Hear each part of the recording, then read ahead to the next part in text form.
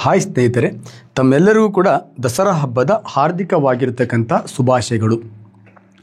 ಸ್ನೇಹಿತರೆ, ದಸರಾ ಹಬ್ಬದ 2ನೇ ದಿನವನ್ನು ವಿಜೃಂಭಣೆಯಿಂದ ನಾವು ಆಚರಣೆ ಮಾಡ್ತಿದ್ದೀವಿ. ಸ್ನೇಹಿತರೆ, ದುರ್ಗಾ ಪರಮೇಶ್ವರಿ ಬ್ರಹ್ಮಚಾರಣಿಯಾಗಿ ಈ ರಾಕ್ಷಸ ಮಹಿಷಾಸುರನನ್ನು ಸಂಹಾರ ಮಾಡಿರ್ತಕ್ಕಂಥ ಒಂದು ಬ್ಯೂಟಿಫುಲ್ ಆಗಿರ್ತಕ್ಕಂಥ ದಿನ. ಸ್ನೇಹಿತರೆ, ಇಲ್ಲಿ ದುರ್ಗಾದೇವಿ ಯಾರಪ್ಪ ಅಂದರೆ ನಮ್ಮ ಗುರಿನೇ ದುರ್ಗಾದೇವಿ. ಸ್ನೇಹಿತರೆ, ಇಲ್ಲಿ ರಾಕ್ಷಸ ಯಾರಪ್ಪ ಅಂತ ಕೇಳಿದ್ರೆ ಆ ಗುರಿಯನ್ನು ಮುಟ್ಲಿಕ್ಕೆ ನಮ್ಮನ್ನು ಏನು ವಾಪಸ್ ಕಳಿಸ್ತಾ ಇದೆ, ನಮ್ಮನ್ನೇನು ತಡೆ ಹಿಡಿತಾ ಇದೆ, ಅದೇ ನಮ್ಮದೇ ಆಗಿರ್ತಕ್ಕಂಥ ಏನು ಗುಣಗಳಿದೆ ಆ ಗುಣಗಳೇ ರಾಕ್ಷಸತ್ವ. ಸ್ನೇಹಿತರೆ, ಸ್ನೇಹಿತರೆ, ಈ ಬ್ರಹ್ಮಚಾರಿಣಿ ತನ್ನದೇ ಆಗಿರ್ತಕ್ಕಂಥ ಶಕ್ತಿಯನ್ನು ಬಳಸಿ, ನಮ್ಮಲ್ಲಿರ್ತಕ್ಕಂಥ ಶಕ್ತಿಯನ್ನು ಬಳಸಿ ಮಹಿಷಾಸುರ ಅಂತಕ್ಕಂಥ ನಮ್ಮಲ್ಲಿರ್ತಕ್ಕಂಥ ನಮ್ಮ ಗೆಲುವಿಗೆ ಕಾರಣವಾಗಿರ್ತಕ್ಕಂಥ ದೌರ್ಬಲ್ಯಗಳನ್ನು ತೆಗೆದು ಬಿಸಾಕಲಿ.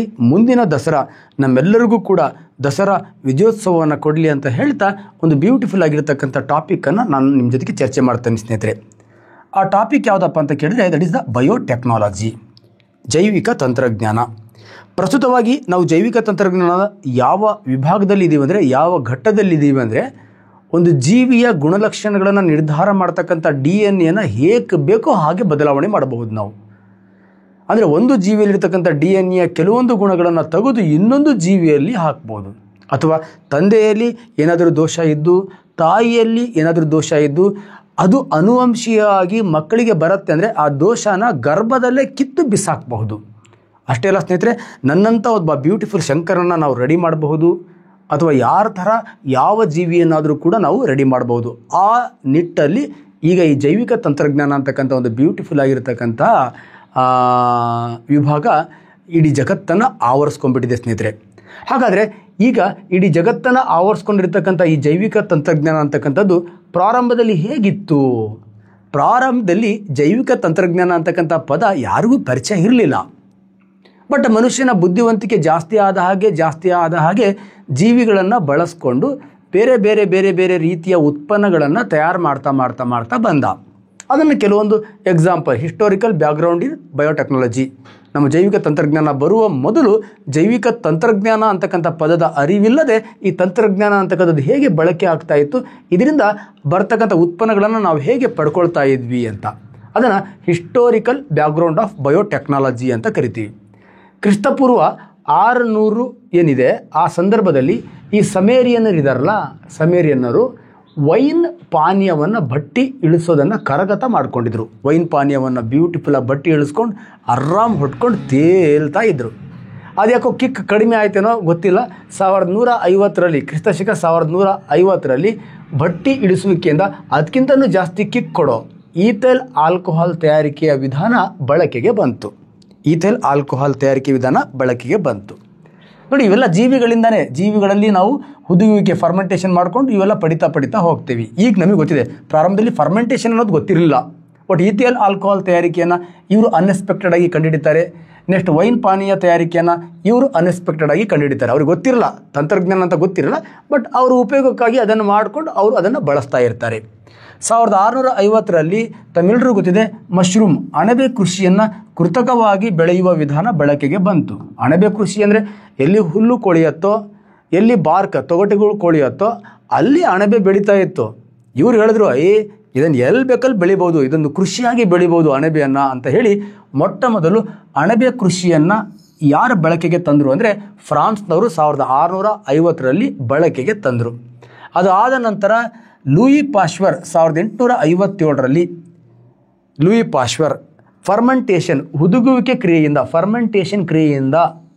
ಹುದುಗುವಿಕೆ ಕ್ರಿಯೆಯಿಂದ ಅಗಾಧ ಪ್ರಮಾಣದ ಲ್ಯಾಕ್ಟಿಕ್ ಆಮ್ಲದ ತಯಾರಿಕೆಯನ್ನು ವಿವರಣೆ ಮಾಡಿದ. ಸ್ನೇಹಿತರೆ, ನೆಕ್ಸ್ಟ್ ನೋಡಿ, ಈ ಬೇಕರಿಗಳಿಗೆ ಬೇಕಾಗಿರ್ತಕ್ಕಂಥ ಈಸ್ಟ್, ಬನ್ ಮಾಡಲಿಕ್ಕೆ ಬೇಕಾಗಿರ್ತಕ್ಕಂತಹ, ಕೇಕ್ ಮಾಡಲಿಕ್ಕೆ ಬೇಕಾಗಿರ್ತಕ್ಕಂಥ ಈಸ್ಟನ್ನು ಭಾರೀ ಪ್ರಮಾಣದಲ್ಲಿ ತಯಾರಿಸ್ತಕ್ಕಂಥದ್ದನ್ನು ಯಾರು ಕಂಡುಹಿಡಿತಾರೆ ಅಂದರೆ ಜರ್ಮನ್ ದೇಶದವರು ಕಂಡುಹಿಡಿತಾರೆ. ಈ ಥರ ಜರ್ಮನ್ ದೇಶದವರು ಈಸ್ಟ್ ಕಂಡುಹಿಡಿತಾರೆ, ಲೂಯಿ ಪಾಶ್ಚರ್ ಲ್ಯಾಕ್ಟಿಕ್ ಆಮ್ಲದ ಇವೆಲ್ಲ ಹೇಗೆ ಅಂದರೆ ಇವೆಲ್ಲ ಜೀವಿಗಳ ಮೇಲೆ ಆ ವ್ಯಕ್ತಿ ತನ್ನದೇ ಆಗಿರ್ತಕ್ಕಂಥ ಪ್ರಯೋಗಗಳನ್ನು ಮಾಡಿ ಹೊಸ ಉತ್ಪನ್ನಗಳನ್ನು ಸಂಶೋಧನೆ ಮಾಡಿ ಮಾನವ ಕಲ್ಯಾಣಕ್ಕಾಗಿ ಕೊಡ್ತಾ ಬರ್ತಾನೆ. ಸ್ನೇಹಿತರೆ, ಈ ಥರ ಮಾನವ ಕಲ್ಯಾಣಕ್ಕಾಗಿ ಈ ಥರ ಸಂಶೋಧನೆಗಳಿಂದ ಬರ್ತಾ ಇರತಕ್ಕಂಥ ಈ ಉತ್ಪನ್ನಗಳನ್ನು ಅಥವಾ ಈ ಕ್ಷೇತ್ರವನ್ನು ನಾವು ಅಧ್ಯಯನ ಮಾಡಲಿಕ್ಕೆ ಒಂದು ವಿಜ್ಞಾನದಲ್ಲಿ ಒಂದು ಹೊಸ ವಿಭಾಗದ ಅವಶ್ಯಕತೆ ಇದೆ ಅಂತಕ್ಕಂಥ ಕೂಗು ಬರುತ್ತೆ. ಆ ಕೂಗು ಬಂದಾಗ ಒಂದು ಬ್ಯೂಟಿಫುಲ್ ವಿಜ್ಞಾನದಲ್ಲಿ ಒಂದು ಬ್ರಾಂಚ್ ಬರುತ್ತೆ. ಆ ಬ್ರಾಂಚ್ ಜೈವಿಕ ತಂತ್ರಜ್ಞಾನ, ಬಯೋ ಟೆಕ್ನಾಲಜಿ ಅಂತ ಕರಿತೀವಿ ಸ್ನೇಹಿತರೆ. ಹಾಗಾದರೆ ಈ ಬಯೋಟೆಕ್ನಾಲಜಿ ಇದೆಯಲ್ವಾ, ಈ ಬಯೋಟೆಕ್ನಾಲಜಿ ಅಂದರೆ ಏನೀಗ, ಏನು ಜೈವಿಕ ತಂತ್ರಜ್ಞಾನ ಅಂದರೆ ಏನು? ಆ ಬಯೋಟೆಕ್ನಾಲಜಿಗೆ ಎಂಟ್ರಿ ಆಗೋ ಮುಂಚೆ ನಾವು ಫಸ್ಟ್ ಬಯೋಟೆಕ್ನಾಲಜಿ ಅಂದರೆ ಸ್ವಲ್ಪ ಕ್ಲಿಯರ್ ಮಾಡ್ಕೊಂಡು ಆಮೇಲೆ ಅಲ್ಲಿಗೆ ಎಂಟ್ರಿ ಆಗೋಣ ಸ್ನೇಹಿತರೆ. ಈಗ ನಿಮಗೆಲ್ಲ ಗೊತ್ತಿದೆ BT ಅಂದರೆ ದಟ್ ಇಸ್ ದ ಬಯೋಟೆಕ್ನಾಲಜಿ. ಹಾಗಾದ್ರೆ ಈ ಜೈವಿಕ ತಂತ್ರಜ್ಞಾನ ಅಂತಕ್ಕಂಥದ್ದು ಏನಿಲ್ಲ, ನಮ್ಮ ಏನು ಜೀವಿಯ ಗುಣಲಕ್ಷಣಗಳನ್ನು ನಿರ್ಧಾರ ಮಾಡ್ತಕ್ಕಂತಹ DNA ಏನಿದೆ, ಆ DNA ಬದಲಾವಣೆ ಮಾಡೋದು. ಆ DNA ಬದಲಾವಣೆ ಮಾಡಿ ನಮಗೆ ಹೇಗೆ ಬೇಕೋ ಹಾಗೆ, ಮನುಷ್ಯನ ಉಪಯೋಗಕ್ಕೆ ಹೇಗೆ ಬೇಕೋ ಹಾಗೆ ಉತ್ಪನ್ನಗಳನ್ನು ಪಡಿತಕ್ಕಂಥ ಒಂದು ಬ್ಯೂಟಿಫುಲ್ ಟೆಕ್ನಾಲಜಿಗೆ ನಾವೇನಂತ ಕರಿತೀವಿ, ಬಯೋಟೆಕ್ನಾಲಜಿ. ಈಗ ಈ DNA ಹೇಗೆ ಬದಲಾವಣೆ ಮಾಡ್ತಾನೆ ಅಂತ ಒಂದು ಬ್ಯೂಟಿಫುಲ್ ಕ್ವಶನ್ ಬರುತ್ತೆ ಅಲ್ವಾ. ಆ ಕ್ವಶನ್ನ ಅರ್ಥ ಮಾಡ್ಕೊಳ್ಳಿಕ್ಕೆ ಈ ಒಂದು ಪಿಕ್ಚರನ್ನು ಸರಿಯಾಗಿ ನೋಡಿದ್ರೆ ಕ್ಲಿಯಾರಿಟಿ ಸಿಗುತ್ತೆ ಸ್ನೇಹಿತರೆ. ಈಗ ನನ್ನನ್ನೇ ಎಕ್ಸಾಂಪಲ್ ತೊಗೊಳ್ಳಿ. ನಾನೊಂದು ಬ್ಯೂಟಿಫುಲ್ ಆಗಿರ್ತಕ್ಕಂಥ ಜೀವಿ, ನೀವು ಒಂದು ಜೀವಿ. ಹಾಗಾದ್ರೆ ನನ್ನ ರಚನಾತ್ಮಕ ಇರ್ಬೋದು, ಕಾರ್ಯಾತ್ಮಕ ಇರ್ಬೋದು, ನನ್ನೆಲ್ಲ ಗುಣಲಕ್ಷಣಗಳನ್ನು ಯಾವುದು ನಿರ್ಧಾರ ಮಾಡುತ್ತೆ ಅಂದರೆ ನನ್ನ ದೇಹದ ಒಳಗಡೆ ಇರತಕ್ಕಂಥ ಒಂದು ಜೀವಕೋಶ ನಿರ್ಧಾರ ಮಾಡುತ್ತೆ. ಹಾಗಾದರೆ ನನ್ನೆಲ್ಲ ಕೆಲಸವನ್ನು ಯಾವುದು ನಿರ್ಧಾರ ಮಾಡುತ್ತೆ ಅಂದರೆ ಒಂದು ಜೀವಕೋಶ ನಿರ್ಧಾರ ಮಾಡುತ್ತೆ. ಹಾಗಾದರೆ ಒಂದು ಜೀವಕೋಶದ ಎಲ್ಲ ಕೆಲಸಗಳನ್ನು ಯಾವುದು ನಿರ್ಧಾರ ಮಾಡುತ್ತೆ ಅಂದರೆ ಆ ಜೀವಕೋಶದ ಒಳಗಡೆ ಇರತಕ್ಕಂತಹ ನ್ಯೂಕ್ಲಿಯಸ್, ಕೋಶ ಕೇಂದ್ರ ನಿರ್ಧಾರ ಮಾಡುತ್ತೆ. ಕೋಶಕ್ಕೆ ನೋಡಿ, ಒಂದು ಕೋಶ ಹೇಳಿದ ಹಾಗೆ ನಾನು ನನ್ನ ಕ್ರಿಯೆಗಳನ್ನು ನಡೆಸಬೇಕಾಗತ್ತೆ. ಹಾಗೆ ಈ ನ್ಯೂಕ್ಲಿಯಸ್ ಹೇಳಿದ ಹಾಗೆ ಈ ಜೀವಕೋಶ ಎಲ್ಲ ಕೆಲಸಗಳನ್ನು ಮಾಡ್ತಾ ಹೋಗಬೇಕಾಗತ್ತೆ. ಹಾಗಾದರೆ ಈ ನ್ಯೂಕ್ಲಿಯಸ್ಸನ್ನು ನಿಯಂತ್ರಣ ಮಾಡಲಿಕ್ಕೆ ನ್ಯೂಕ್ಲಿಯಸ್ನ ಒಳಗಡೆ ಏನಿದೆ, ನ್ಯೂಕ್ಲಿಯಸ್ನ ಒಳಗಡೆ ಸಣ್ಣ ಸಣ್ಣ ದಾರದಂಥ ಎಳೆಗಳು, ಕ್ರೊಮ್ಯಾಟಿನ್ಗಳಿವೆ. ಆ ನ್ಯೂಕ್ಲಿಯಸ್ ವಿಭಜನೆ ಆಗೋ ಸಂದರ್ಭದಲ್ಲಿ ಆ ಕ್ರೊಮ್ಯಾಟಿನ್ಗಳು ಏನು ಮಾಡುತ್ತೆ, ಕ್ರೋಮೋಸೋಮ್ಗಳಾಗತ್ತೆ. ಈ ಕ್ರೋಮೋಸೋಮ್ಗಳು ಈ ಜೀವಕೋಶದಲ್ಲಿರ್ತಕ್ಕಂಥ ನ್ಯೂಕ್ಲಿಯಸ್ಸನ್ನು ಏನು ಮಾಡ್ತಾ ಇರುತ್ತೆ, ನಿಯಂತ್ರಣ ಮಾಡ್ತಾ ಇರುತ್ತೆ. ಈ ಕ್ರೋಮೋಸೋಮ್ನ ಈ ಕೈಗಳಿಗೆ ನಾವು ಕ್ರೊಮ್ಯಾಟಿಡ್ ಅಂತ ಕರಿತೀವಿ. ಈ ಕ್ರೋಮೋಸೋಮನ್ನು ಸ್ವಲ್ಪ ಓಪನ್ ಮಾಡಿದಾಗ ಹೀಗೆ ಸುರುಳಿ ಆಕಾರದ ಒಂದು ಬ್ಯೂಟಿಫುಲ್ ರಚನೆ ಕಂಡು ಬರುತ್ತೆ. ಆ ರಚನೆಗೆ ನಾವೇನಂತ ಕರಿತೀವಿ, DNA ಅಂತ ಕರಿತೀವಿ ಸ್ನೇಹಿತರೆ. ಆ DNA ಗುಣಗಳನ್ನು ಸಾಗಾಣಿಕೆ ಮಾಡ್ತಕ್ಕಂತಹ ಕಂಪ್ಲೀಟ್ ಏನಿರುತ್ತೆ ಅಂದರೆ ಜೀನ್ ಇರುತ್ತೆ. ಅರ್ಥ ಆಗಿದೆ ಅಂತ ಅನ್ಕೋತೀನಿ. ಹಾಗಾದರೆ ಇಲ್ಲಿ ಜೀನ್, ನನ್ನ ಗುಣಗಳನ್ನು ಎಲ್ಲ ನಿರ್ಧಾರ ಮಾಡ್ತಕ್ಕಂಥ ಜೀನ್ DNA ಇರುತ್ತೆ. ಆ DNA ಕ್ರೋಮೋಸೋಮಲ್ಲಿ ಇರುತ್ತೆ. ಆ ಕ್ರೋಮೋಸೋಮ್ ನ್ಯೂಕ್ಲಿಯಸ್ಸಲ್ಲಿ ಇರುತ್ತೆ. ಆ ನ್ಯೂಕ್ಲಿಯಸ್ ಜೀವಕೋಶದ ಒಳಗಡೆ ಇರುತ್ತೆ. ಆ ಜೀವಕೋಶದ ಒಳಗಡೆ ಇದ್ದು ಇಡೀ ಜೀವಕೋಶವನ್ನು ನಿಯಂತ್ರಣ ಮಾಡುತ್ತೆ. ಈ ಜೀವಕೋಶ ಹೇಗೆ ಕೆಲಸ ಮಾಡುತ್ತೋ ಹಾಗೆ ಜೀವಿ ತನ್ನ ಕೆಲಸಗಳನ್ನು ಮಾಡ್ತಾ ಹೋಗುತ್ತೆ. ಅರ್ಥ ಆಗಿಲ್ಲ ಅಂದರೆ ಸಿಂಪಲ್, ನಾನೊಂದು ಬ್ಯೂಟಿಫುಲ್ ಆಗಿರ್ತಕ್ಕಂತಹ ಜೀವಿ. ಆ ಜೀವಿಯನ್ನು ನನ್ನನ್ನು ಕಂಪ್ಲೀಟ್ ನಿಯಂತ್ರಣ ಮಾಡ್ತಕ್ಕಂಥದ್ದು ಜೀವಕೋಶ, ಸೆಲ್. ಆ ಜೀವಕೋಶವನ್ನು ಸಂಪೂರ್ಣ ನಿಯಂತ್ರಣ ಮಾಡ್ತಕ್ಕಂಥದ್ದು ನ್ಯೂಕ್ಲಿಯಸ್, ಆ ಜೀವಕೋಶದ ಒಳಗಡೆ ಇರತಕ್ಕಂಥ ಕೋಶ ಕೇಂದ್ರ. ಆ ನ್ಯೂಕ್ಲಿಯಸ್ ವಿಭಜನೆ ಆಗೋ ಸಂದರ್ಭದಲ್ಲಿ ಆ ನ್ಯೂಕ್ಲಿಯಸ್ಸಲ್ಲಿ ಗುಣಗಳನ್ನು ಹೊತ್ತು ತರ್ತಕ್ಕಂಥ ಒಂದು ಬ್ಯೂಟಿಫುಲ್ ಆಗಿರತಕ್ಕಂಥ ಭಾಗಗಳಿದೆ. ಅವುಗಳನ್ನು ನಾವು ಕ್ರೋಮೋಸೋಮ್ಸ್ ಆರ್ ವರ್ಣತಂತುಗಳು ಅಂತ ಕರಿತೀವಿ. ಆ ವರ್ಣತಂತುಗಳಲ್ಲಿ ಸುರುಳಿ ಆಕಾರದಲ್ಲಿ ಒಂದು ಬ್ಯೂಟಿಫುಲ್ ರಚನೆ ಇದೆ, ಅದಕ್ಕೆ ನಾವು DNA ಅಂತ ಕರಿತೀವಿ. ಆ DNAಯಲ್ಲಿ ಗುಣಗಳನ್ನು ಹೊತ್ತು ತರ್ತಕ್ಕಂಥ ಜೀನ್ಗಳಿವೆ. ಹಾಗಾದರೆ ಈ ಜೀನ್ಗಳಲ್ಲಿ ನನ್ನ ಚರ್ಮದ ಬಣ್ಣ, ನನ್ನ ಕೂದಲಿನ ಬಣ್ಣ, ನನ್ನ ಮೂಗಿನ ಆಕಾರ, ನನ್ನ ಕಣ್ಣಿನ ಆಕಾರ ಎಲ್ಲ ನಿರ್ಧಾರ ಮಾಡ್ತಕ್ಕಂತಹ ಎಲ್ಲ ಲಕ್ಷಣಗಳು ಜೀನಲ್ಲಿದೆ. ಆ ಜೀನ್ DNAಯಲ್ಲಿದೆ. ಆ DNA ವರ್ಣತಂತುವಿನಲ್ಲಿದೆ. ಆ ವರ್ಣತಂತು ನ್ಯೂಕ್ಲಿಯಸ್ಸಲ್ಲಿದೆ. ಆ ನ್ಯೂಕ್ಲಿಯಸ್ ಜೀವಕೋಶದಲ್ಲಿದೆ. ಈ ಜೀವಕೋಶ ಸಂಪೂರ್ಣ ಇದು ಹೇಗೆ ಹೇಳುತ್ತೋ ಹಾಗೆ ಜೀವಿಯನ್ನು ನಿಯಂತ್ರಣ ಮಾಡುತ್ತೆ. ಇಂತಹ ಜೀನನ್ನು ಹೊಂದಿರತಕ್ಕಂತಹ DNA ಅಗತ್ಯವಾಗಿರ್ತಕ್ಕಂಥ ಬದಲಾವಣೆಯನ್ನು ಮಾಡಿ ನೋಡಿ. ಇಲ್ಲಿ ಬದಲಾವಣೆ ಮಾಡಿಬಿಟ್ರೆ ವರ್ಣತಂತು ಬದಲಾವಣೆ ಆಗುತ್ತೆ, ಅದರ ರಚನೆ, ಅದರ ಗುಣಗಳಲ್ಲಿ, ನೆಕ್ಸ್ಟ್ ನ್ಯೂಕ್ಲಿಯಸ್ನ ಗುಣಗಳಲ್ಲಿ ಬದಲಾವಣೆ ಆಗುತ್ತೆ, ಜೀವಕೋಶದ ಗುಣಗಳಲ್ಲಿ ಬದಲಾವಣೆ ಆಗುತ್ತೆ. ನೋಡಿ, ಅಲ್ಲಿಗೆ ಜೀವಿಯ ಗುಣಲಕ್ಷಣಗಳಲ್ಲೂ ಕೂಡ ಬದಲಾವಣೆ ಆಗುತ್ತೆ. ಈ ರೀತಿ ಈ ಜೀವಿಯ ಗುಣಲಕ್ಷಣಗಳನ್ನು ಬದಲಾವಣೆ ಮಾಡಬೇಕಪ್ಪ ಅಂದರೆ ನಾವೇನನ್ನು ಮಾಡಬೇಕು, DNA ಬದಲಾವಣೆ ಮಾಡಬೇಕು. ಈ ಥರ DNA ಬದಲಾವಣೆ ಮಾಡಿ ನಮಗೆ ಹೇಗೆ ಬೇಕೋ ಮಾನವ ಕಲ್ಯಾಣಕ್ಕಾಗಿ ಯಾವ್ಯಾವ ರೀತಿಯ ಉತ್ಪನ್ನಗಳು ಬೇಕೋ ಆ ರೀತಿ ಉತ್ಪನ್ನಗಳನ್ನು ತಯಾರು ಮಾಡ್ಕೊಳ್ತಕ್ಕಂಥ ಒಂದು ಬ್ಯೂಟಿಫುಲ್ ಜೀವಶಾಸ್ತ್ರದ ಒಂದು ವಿಭಾಗಕ್ಕೆ ಜೈವಿಕ ತಂತ್ರಜ್ಞಾನ, ಬಯೋಟೆಕ್ನಾಲಜಿ ಅಂತ ಕರಿತೀವಿ ಸ್ನೇಹಿತರೆ.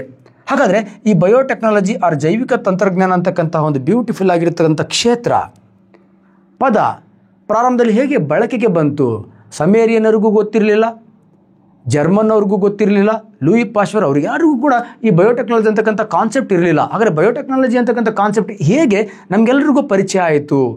ಜೈವಿಕ ತಂತ್ರಜ್ಞಾನ ಅಂತಕ್ಕಂಥ ಒಂದು ಬ್ಯೂಟಿಫುಲ್ ಆಗಿರ್ತಕ್ಕಂಥ ಪದ ಏನಿದೆ, ಆ ಪದ ಹಂಗೇರಿಯದ ಅಗ್ರಿಕಲ್ಚರಲ್ ಇಂಜಿನಿಯರ್, ಹಂಗೇರಿಯದ ಒಬ್ಬ ಕೃಷಿ ವಿಜ್ಞಾನಿ ಮೊಟ್ಟ ಮೊದಲು ಜೈವಿಕ ತಂತ್ರಜ್ಞಾನ ಅಂತಕ್ಕಂಥ ಪದವನ್ನು ಏನು ಮಾಡ್ತಾನೆ, ಬಳಕೆಗೆ ತರ್ತಾನೆ ಸ್ನೇಹಿತರೆ. ಹಾಗಾಗಿ ಜೈವಿಕ ತಂತ್ರಜ್ಞಾನ ಬಯೋಟೆಕ್ನಾಲಜಿ ಅಂತ ಏನು ಕರಿತೀವಿ, ಆ ಬಯೋಟೆಕ್ನಾಲಜಿಯ ಪಿತಾಮಹ ಅಂತ ನಾವು ಯಾರಿಗೆ ಕರಿತೀವಿ ಅಂದರೆ ಸಿಂಪಲ್ ಹಂಗೇರಿಯದ ಈ ಕಾರ್ಲ್ ರೀಕಿಯನ್ನು ದ ಫಾದರ್ ಆಫ್ ಬಯೋಟೆಕ್ನಾಲಜಿ ಅಂತ ಕರಿತೀವಿ ಸ್ನೇಹಿತರೆ.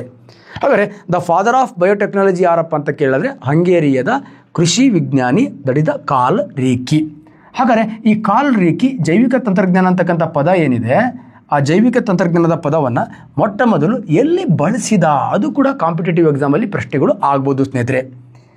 ಈ ಕಾರ್ಲ್ ರೀಕಿ ಅಂತಕ್ಕಂತಹ ಈ ಹಂಗೇರಿಯದ ಕೃಷಿ ಇಂಜಿನಿಯರ್ ಏನಿದ್ದಾನೆ, ಇವನು ಈ ಜೈವಿಕ ತಂತ್ರಜ್ಞಾನ ಬಯೋಟೆಕ್ನಾಲಜಿ ಅಂತಕ್ಕಂಥ ಪದವನ್ನು ಮೊಟ್ಟ ಮೊದಲು ಎಲ್ಲಿ ಬಳಸ್ತಾನೆ ಅಂದರೆ ಬ್ರಿಟನ್ನ ಲೀಡ್ಸ್ನಲ್ಲಿ ಬಳಸ್ತಾನೆ. ಬ್ರಿಟನ್ನ ಲೀಡ್ಸ್ನಲ್ಲಿ ಬಯೋಟೆಕ್ನಾಲಜಿ ಅಂತಕ್ಕಂಥ ಪದ ಬಳಕೆ ಮಾಡ್ತಾನೆ. ಇದನ್ನು ಇಡೀ ಜಗತ್ತು ಅಂಗೀಕಾರ ಮಾಡುತ್ತೆ. ಇವತ್ತು ಬಯೋಟೆಕ್ನಾಲಜಿಯನ್ನು ನಾವು ಅನೇಕ ಕ್ಷೇತ್ರಗಳಲ್ಲಿ ಬಳಸ್ಕೊಳ್ತಾ ಇದ್ದೀವಿ. ಎಷ್ಟೇ ಬಳಸ್ಕೊಂಡ್ರೂ biotechnology that word is given by ಯಾರಂತ ಹೇಳ್ತೀವಿ ನಾವು, ಹಂಗೇರಿಯದ ಕಾರ್ಲ್ ರೀಕಿಯನ್ನು ಹೇಳ್ತೀನಿ. ಹಾಗಾದರೆ ಈ ಬಯೋಟೆಕ್ನಾಲಜಿ ಅಂತಕ್ಕಂಥ ಪದ ಫಸ್ಟ್ ಎಲ್ಲ ಬಳಸಲ್ಪಟ್ಟಿತ್ತು ಅಂತ ಕೇಳಿದ್ರೆ ಬ್ರಿಟನ್ನ ಲೀಡ್ಸಲ್ಲಿ ಬಳಸಲ್ಪಟ್ಟಿತ್ತು ಅಂತ ಹೇಳ್ತೀವಿ. ಈ ಜೈವಿಕ ತಂತ್ರಜ್ಞಾನದ ಪಿತಾಮಹ ಯಾರು ಅಂತ ಕೇಳಿದ್ರು ಕೂಡ ಕಾರ್ಲ್ ರೀಕಿ ಅಂತ ಕರಿತೀವಿ ಸ್ನೇಹಿತರೆ. ಹಾಗಾದರೆ ಜಗತ್ತಿನ ಜೈವಿಕ ತಂತ್ರಜ್ಞಾನದ ಪಿತಾಮಹ ಅಂತ ನಾವು ಹೇಗೆ ಕರಿತೀವಿ, ಕಾರ್ಲ್ ರೀಕಿಯನ್ನು ಕರಿತೀವಿ. ಹಾಗಾದರೆ ಜಗತ್ತಿನ ಬಯೋಟೆಕ್ನಾಲಜಿಯ ಫಾದರ್ ಗೊತ್ತಾದ ಮೇಲೆ ಭಾರತದ ಜೈವಿಕ ತಂತ್ರಜ್ಞಾನದ ಪಿತಾಮಹನೂ ಗೊತ್ತಿರಬೇಕಲ್ವಾ? ಎಸ್, ಭಾರತದ ಜೈವಿಕ ತಂತ್ರಜ್ಞಾನದ ಪಿತಾಮಹ ಅಂತ ನಾವು ಡಾಕ್ಟರ್ MS ಸ್ವಾಮಿನಾಥನ್, ಎಲ್ರಿಗೂ ಪರಿಚಯ ಇದೆ ಅಲ್ವಾ? ಡಾಕ್ಟರ್ MS ಸ್ವಾಮಿನಾಥನನ್ನು ನಾವೇನು ಮಾಡ್ತೀವಿ ಅಂದರೆ ಭಾರತದ ಜೈವಿಕ ತಂತ್ರಜ್ಞಾನದ ಪಿತಾಮಹ ಅಂತ ಕರಿತೀವಿ.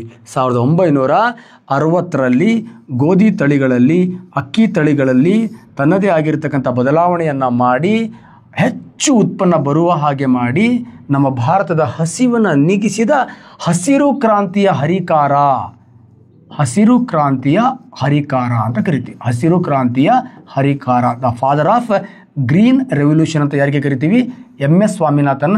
ಅದೇ MS ಸ್ವಾಮಿನಾಥನನ್ನು ನಾವು the father of Indian biotechnology ಅಂತ ಕರಿತೀವಿ ಸ್ನೇಹಿತರೆ. ಹಾಗಾಗಿ ಭಾರತದ ಜೈವಿಕ ತಂತ್ರಜ್ಞಾನದ ಪಿತಾಮಹ ಯಾರು ನಿಮಗೆ ಕ್ಲಿಯರ್ ಆಯಿತು. ಜಗತ್ತಿನ ಜೈವಿಕ ತಂತ್ರಜ್ಞಾನದ ಪಿತಾಮಹ ಯಾರು ಕ್ಲಿಯರ್ ಆಯಿತು. ನೆಕ್ಸ್ಟ್ ಭಾರತದಲ್ಲಿ ಜೈವಿಕ ತಂತ್ರಜ್ಞಾನ ಅಂತಕ್ಕಂಥದ್ದು ಯಾವ ರೀತಿ ತನ್ನ ಕ್ಷೇತ್ರವನ್ನು ವಿಸ್ತಾರ ಮಾಡ್ಕೊಳ್ತಾ ಬರುತ್ತೆ ನೋಡಿ. ಭಾರತದಲ್ಲಿ ಜೈವಿಕ ತಂತ್ರಜ್ಞಾನದ ಬೆಳವಣಿಗೆಗೆ ಕಾರಣವಾಗಿರ್ತಕ್ಕಂಥ ಮಂಡಳಿ ಯಾವುದು ನೋಡಿ? ಡೈರೆಕ್ಟ್ ಆನ್ಸರ್ ಹೇಳ್ತೀನಿ ನಾನು. ಭಾರತದಲ್ಲಿ ಜೈವಿಕ ತಂತ್ರಜ್ಞಾನದ ಬೆಳವಣಿಗೆಗೆ ಕಾರಣವಾಗಿರ್ತಕ್ಕಂಥ ಮಂಡಳಿ 1982ರಲ್ಲಿ ಸ್ಥಾಪನೆ ಆಗತ್ತೆ. ಆ ಮಂಡಳಿ ಯಾವುದಪ್ಪ ಅಂತ ಕೇಳಿದ್ರೆ ನ್ಯಾಷನಲ್ ಬಯೋಟೆಕ್ನಾಲಜಿ ಬೋರ್ಡ್ ಅಂತ. ನ್ಯಾಷನಲ್ ಬಯೋಟೆಕ್ನಾಲಜಿ ಅಂತಕ್ಕಂಥ ಬೋರ್ಡ್ ನಮ್ಮ ಭಾರತದಲ್ಲಿ ಮೊಟ್ಟ ಮೊದಲು ಸ್ಥಾಪನೆ ಆಗತ್ತೆ. ಜೈವಿಕ ತಂತ್ರಜ್ಞಾನಕ್ಕೆ ಸಂಬಂಧಪಟ್ಟಂಥ ಸಂಶೋಧನೆಗಳನ್ನು ಮಾಡಲಿಕ್ಕೆ, ಜೈವಿಕ ತಂತ್ರಜ್ಞಾನಕ್ಕೆ ಸಂಬಂಧಪಟ್ಟಂಥ ಅನ್ವೇಷಣೆಗಳಿಗೆ ಸರ್ಕಾರ ತನ್ನದೇ ಆಗಿರತಕ್ಕಂತಹ ಅವರಿಗೆ ಅನುಕೂಲ ಮಾಡಿಕೊಳ್ಳಿಕ್ಕೆ ಆ ಒಂದು ಬ್ಯೂಟಿಫುಲ್ ಆಗಿರ್ತಕ್ಕಂಥ ಮಂಡಳಿ ಸ್ಥಾಪನೆ ಆಗತ್ತೆ. ಹಾಗಾದ್ರೆ ಆ ಮಂಡಳಿ ಹೇಗೆ ಸ್ಥಾಪನೆ ಆಗತ್ತೆ? ಅದಕ್ಕೆ ನಮ್ಮ ಕರ್ನಾಟಕಕ್ಕೆ ಒಂದು ಬ್ಯೂಟಿಫುಲ್ ಆಗಿರ್ತಕ್ಕಂಥ ಲಿಂಕ್ ಇದೆ ನೋಡಿ. 1982ರಲ್ಲಿ 69ನೇ ರಾಷ್ಟ್ರೀಯ ವಿಜ್ಞಾನ ಕಾಂಗ್ರೆಸ್ನ ಸಮ್ಮೇಳನ ಎಲ್ಲಿ ನಡೆಯುತ್ತೆ ಅಂದರೆ ಮೈಸೂರಲ್ಲಿ ನಡೆಯುತ್ತೆ. ಆ ಜೈವಿಕ ತಂತ್ರಜ್ಞಾನದ ಬೆಳವಣಿಗೆಗಾಗಿ ಮತ್ತು ಅಭಿವೃದ್ಧಿಗಾಗಿ ವಿಜ್ಞಾನ ಮತ್ತು ತಂತ್ರಜ್ಞಾನ ಅಂದರೆ ಸೈನ್ಸ್ ಆ್ಯಂಡ್ ಟೆಕ್ನಾಲಜಿ ಇಲಾಖೆ ಏನಿದೆ ಅದರ ಅಡಿಯಲ್ಲಿ ಈ ಒಂದು ಬ್ಯೂಟಿಫುಲ್ ಆಗಿರ್ತಕ್ಕಂಥ ಸಮಾವೇಶ ನಡೆಯುತ್ತೆ, ಮೈಸೂರಲ್ಲಿ ನಡೆಯುತ್ತೆ. ಆ ಸಮಾವೇಶದಲ್ಲಿ ಎಲ್ಲರೂ ನಿರ್ಧಾರ ಮಾಡ್ತಾರೆ, ಈ ಜೈವಿಕ ತಂತ್ರಜ್ಞಾನಕ್ಕೆ ಸಂಬಂಧಪಟ್ಟಂತೆ ಒಂದು ಮಂಡಳಿಯನ್ನು ಸ್ಥಾಪನೆ ಮಾಡಬೇಕು. ಆ ಮಂಡಳಿಯ ಅಡಿಯಲ್ಲಿ ಈ ಸಂಶೋಧನೆಗಳಿಗೆ ಬೇಕಾಗಿರ್ತಕ್ಕಂಥ ಎಲ್ಲ ಅನುಕೂಲಗಳನ್ನು ಮಾಡಿಕೊಡ್ಬೇಕು ಅಂತ ಒಕ್ಕೋರಲಿಂದ ಕೂಗು ಬರುತ್ತೆ. ಆವಾಗ ಒಂದು ಸಂಸ್ಥೆ ಸ್ಥಾಪನೆ ಆಗುತ್ತೆ. ಆ ಸಂಸ್ಥೆ ಯಾವುದಪ್ಪ ಅಂತ ಕೇಳಿದ್ರೆ ಸಿಂಪಲ್ ನ್ಯಾಷನಲ್ ಬಯೋಟೆಕ್ನಾಲಜಿ ಬೋರ್ಡ್ ಅಂತಕ್ಕಂಥ ಒಂದು ಸಂಸ್ಥೆ 1982ರಲ್ಲಿ ಈ ಮೈಸೂರಲ್ಲಿ ನಡೆಯತಕ್ಕಂತಹ ಸೈನ್ಸ್ ಆ್ಯಂಡ್ ಟೆಕ್ನಾಲಜಿ ಇಲಾಖೆ ಅಡಿಯಲ್ಲಿ ಈ ಒಂದು ಬ್ಯೂಟಿಫುಲ್ ಆಗಿರ್ತಕ್ಕಂಥ ಸಂಸ್ಥೆ ಸ್ಥಾಪನೆ ಆಗುತ್ತೆ. ಅದಾಗಿ 1986ರಲ್ಲಿ ಈ ನ್ಯಾಷನಲ್ ಬಯೋಟೆಕ್ನಾಲಜಿ ಬೋರ್ಡ್ ತನ್ನ ಹೆಸರನ್ನು ಕಳ್ಕೊಂಡು ಡಿಪಾರ್ಟ್ಮೆಂಟ್ ಆಫ್ ಬಯೋಟೆಕ್ನಾಲಜಿ ಬೋರ್ಡ್ ಅಂತ ಆಗತ್ತೆ.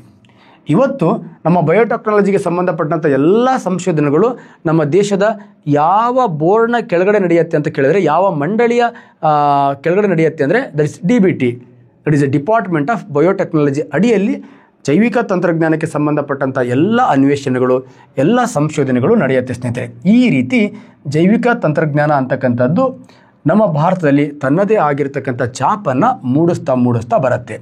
ಹಾಗಾದರೆ ಈಗ ಜೈವಿಕ ತಂತ್ರಜ್ಞಾನ ಪದ ಜಗತ್ತಲ್ಲಿ ಎಲ್ಲಿ ಬಳಕೆಗೆ ಬಂತು, who is the father of biotechnology, ಅವೆಲ್ಲ ನಮ್ಮ ಭಾರತದಲ್ಲಿ ಬಯೋಟೆಕ್ನಾಲಜಿಯ ಸಂಶೋಧನೆ ಮಾಡಲಿಕ್ಕೆ ಯಾವ ಒಂದು ಮಂಡಳಿ ರಚನೆ ಆಯಿತು, ಆ ಮಂಡಳಿಯನ್ನು ಪ್ರಸ್ತುತವಾಗಿ ಯಾವ ಹೆಸರಲ್ಲಿ ಕರಿತಿದ್ದೀವಿ ಅದು ಕೂಡ ನಮಗೆ ಕ್ಲಿಯರಿಟಿ ಸಿಕ್ತು. ಕ್ಲಿಯರಿಟಿ ಸಿಕ್ಕಿದ ನಂತರ ಈ ಬಯೋಟೆಕ್ನಾಲಜಿಯಲ್ಲಿ ನಾವು ಟೈಪ್ಸ್ಗಳು, ಜೈವಿಕ ತಂತ್ರಜ್ಞಾನ ಯಾವ್ಯಾವ ಕ್ಷೇತ್ರಗಳಲ್ಲಿ ಅಧ್ಯಯನ ಮಾಡ್ತಾ ಬರುತ್ತೆ, ಅದರ ಆಧಾರದ ಮೇಲೆ ನಾವು ಬಯೋಟೆಕ್ನಾಲಜಿಯನ್ನು 4 ವಿಧದಲ್ಲಿ ವರ್ಗೀಕರಣ ಮಾಡ್ಕೊಳ್ತೀವಿ ಸ್ನೇಹಿತರೆ. ಒಂದು ಬ್ಲೂ ಬಯೋಟೆಕ್ನಾಲಜಿ, ಇನ್ನೊಂದು ಗ್ರೀನ್ ಬಯೋಟೆಕ್ನಾಲಜಿ, ಇನ್ನೊಂದು ರೆಡ್ ಬಯೋಟೆಕ್ನಾಲಜಿ, ಇನ್ನೊಂದು ವೈಟ್ ಬಯೋಟೆಕ್ನಾಲಜಿ.